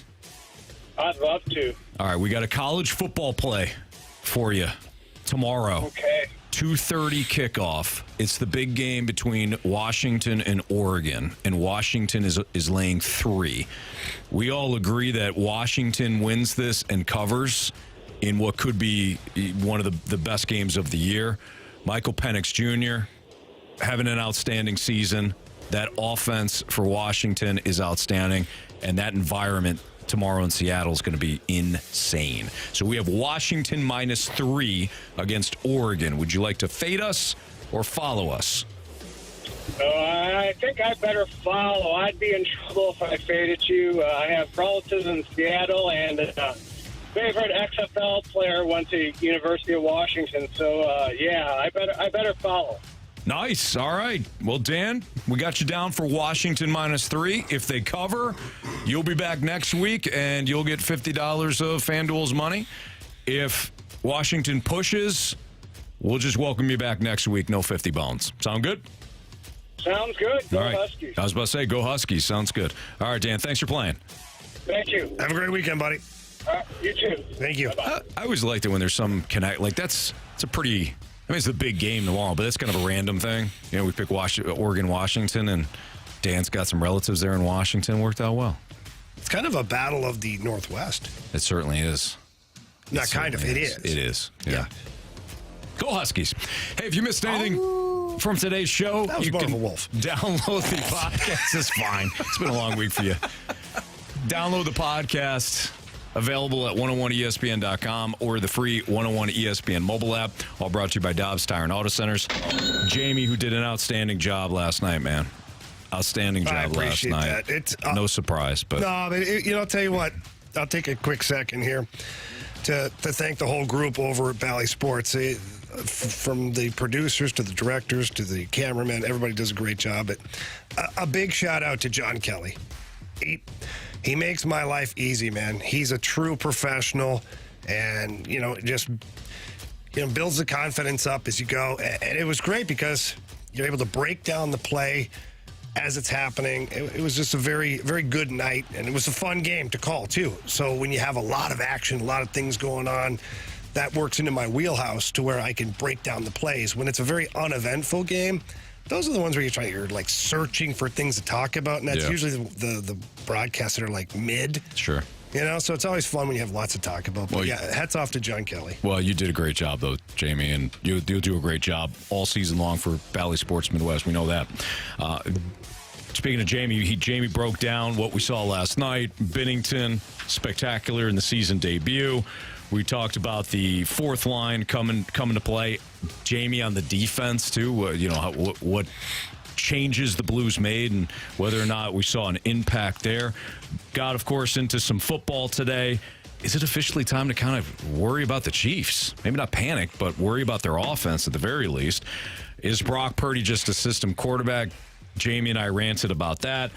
Week 6 Pick'em Challenge. We handed out some picks and broke down a couple of the big games tomorrow, Oregon and Washington in college football, but mainly also talked about the Mizzou matchup against Kentucky. So that's all available on the podcast. Marsh, we got any criticisms or compliments? Yeah, we most certainly do, Anthony. We most certainly do. And let's start off with the 314. Great job last night, Sugar. Love the color, commentary, and perspective you bring. As a guy who grew up playing every sport but hockey, your commentary is helping me understand more than before, feeling like I got a hockey galaxy brain now. Nice. Well, that's awesome. That is the ultimate compliment, I can tell you that, is for people who don't necessarily know all the X's and O's of hockey, for them to tell me that they're learning about the game because of the way I break it down or simplify it. That is the ultimate compliment. So thank you so much. We got a text from the 314, and this is in response to the Gauntlet. I was ready to pounce on behalf of the tomato as the world's most consumed fruit, but it ended up being irrelevant. Thank you for all you do to produce a great show. My guy Mark Favazza down at Favazza's on the Hill texted me, say, hey, it's the tomato. And he would know. I forget about the tomato being. Well, it has to be the most consumed. Think about all the sauces and everything that you use tomatoes for. Yeah. But, yeah. So, I quite honestly, it didn't affect anything, so that's fine. Mm-hmm. Neither of us got it right. Yeah. It didn't have it. There was no protest. There was no justice for anybody today. No. It's a fair fight. Fair fight. We got a text from Thanks Dad. It says Andrew Marsh is one fine piece of ace. I know from experience, if you know what I mean. And there was a picture of me and the Towel Man. That's awesome. From last night. Is Thanks Dad Towel Man? I don't know. There could be a new conspiracy now. We got to start connecting the dots a little bit here. Yeah. Did you have fun last night, Marsh? I did have fun. I stuck around till the end of all 3 games that were playing last night. Blues game, the Chiefs and Broncos game, and then the Braves and the Phillies. Nice. That was a good little night. You had a little of everything last night. I had a little bit of everything. Did Lauren do any smack talking? Yeah, was she nice to you? She was being nice to me. All right. She was being nice. Gonna watch her. Yeah, she was gonna giving me some compliments. It could be setting you up a little bit. That's what I was thinking too. It could be one of those ordeals to try and throw me off for the Pick'em Challenge. Which, I mean, she really doesn't need to do that, considering I've been terrible all season long. Yeah, if she says nothing. Yeah.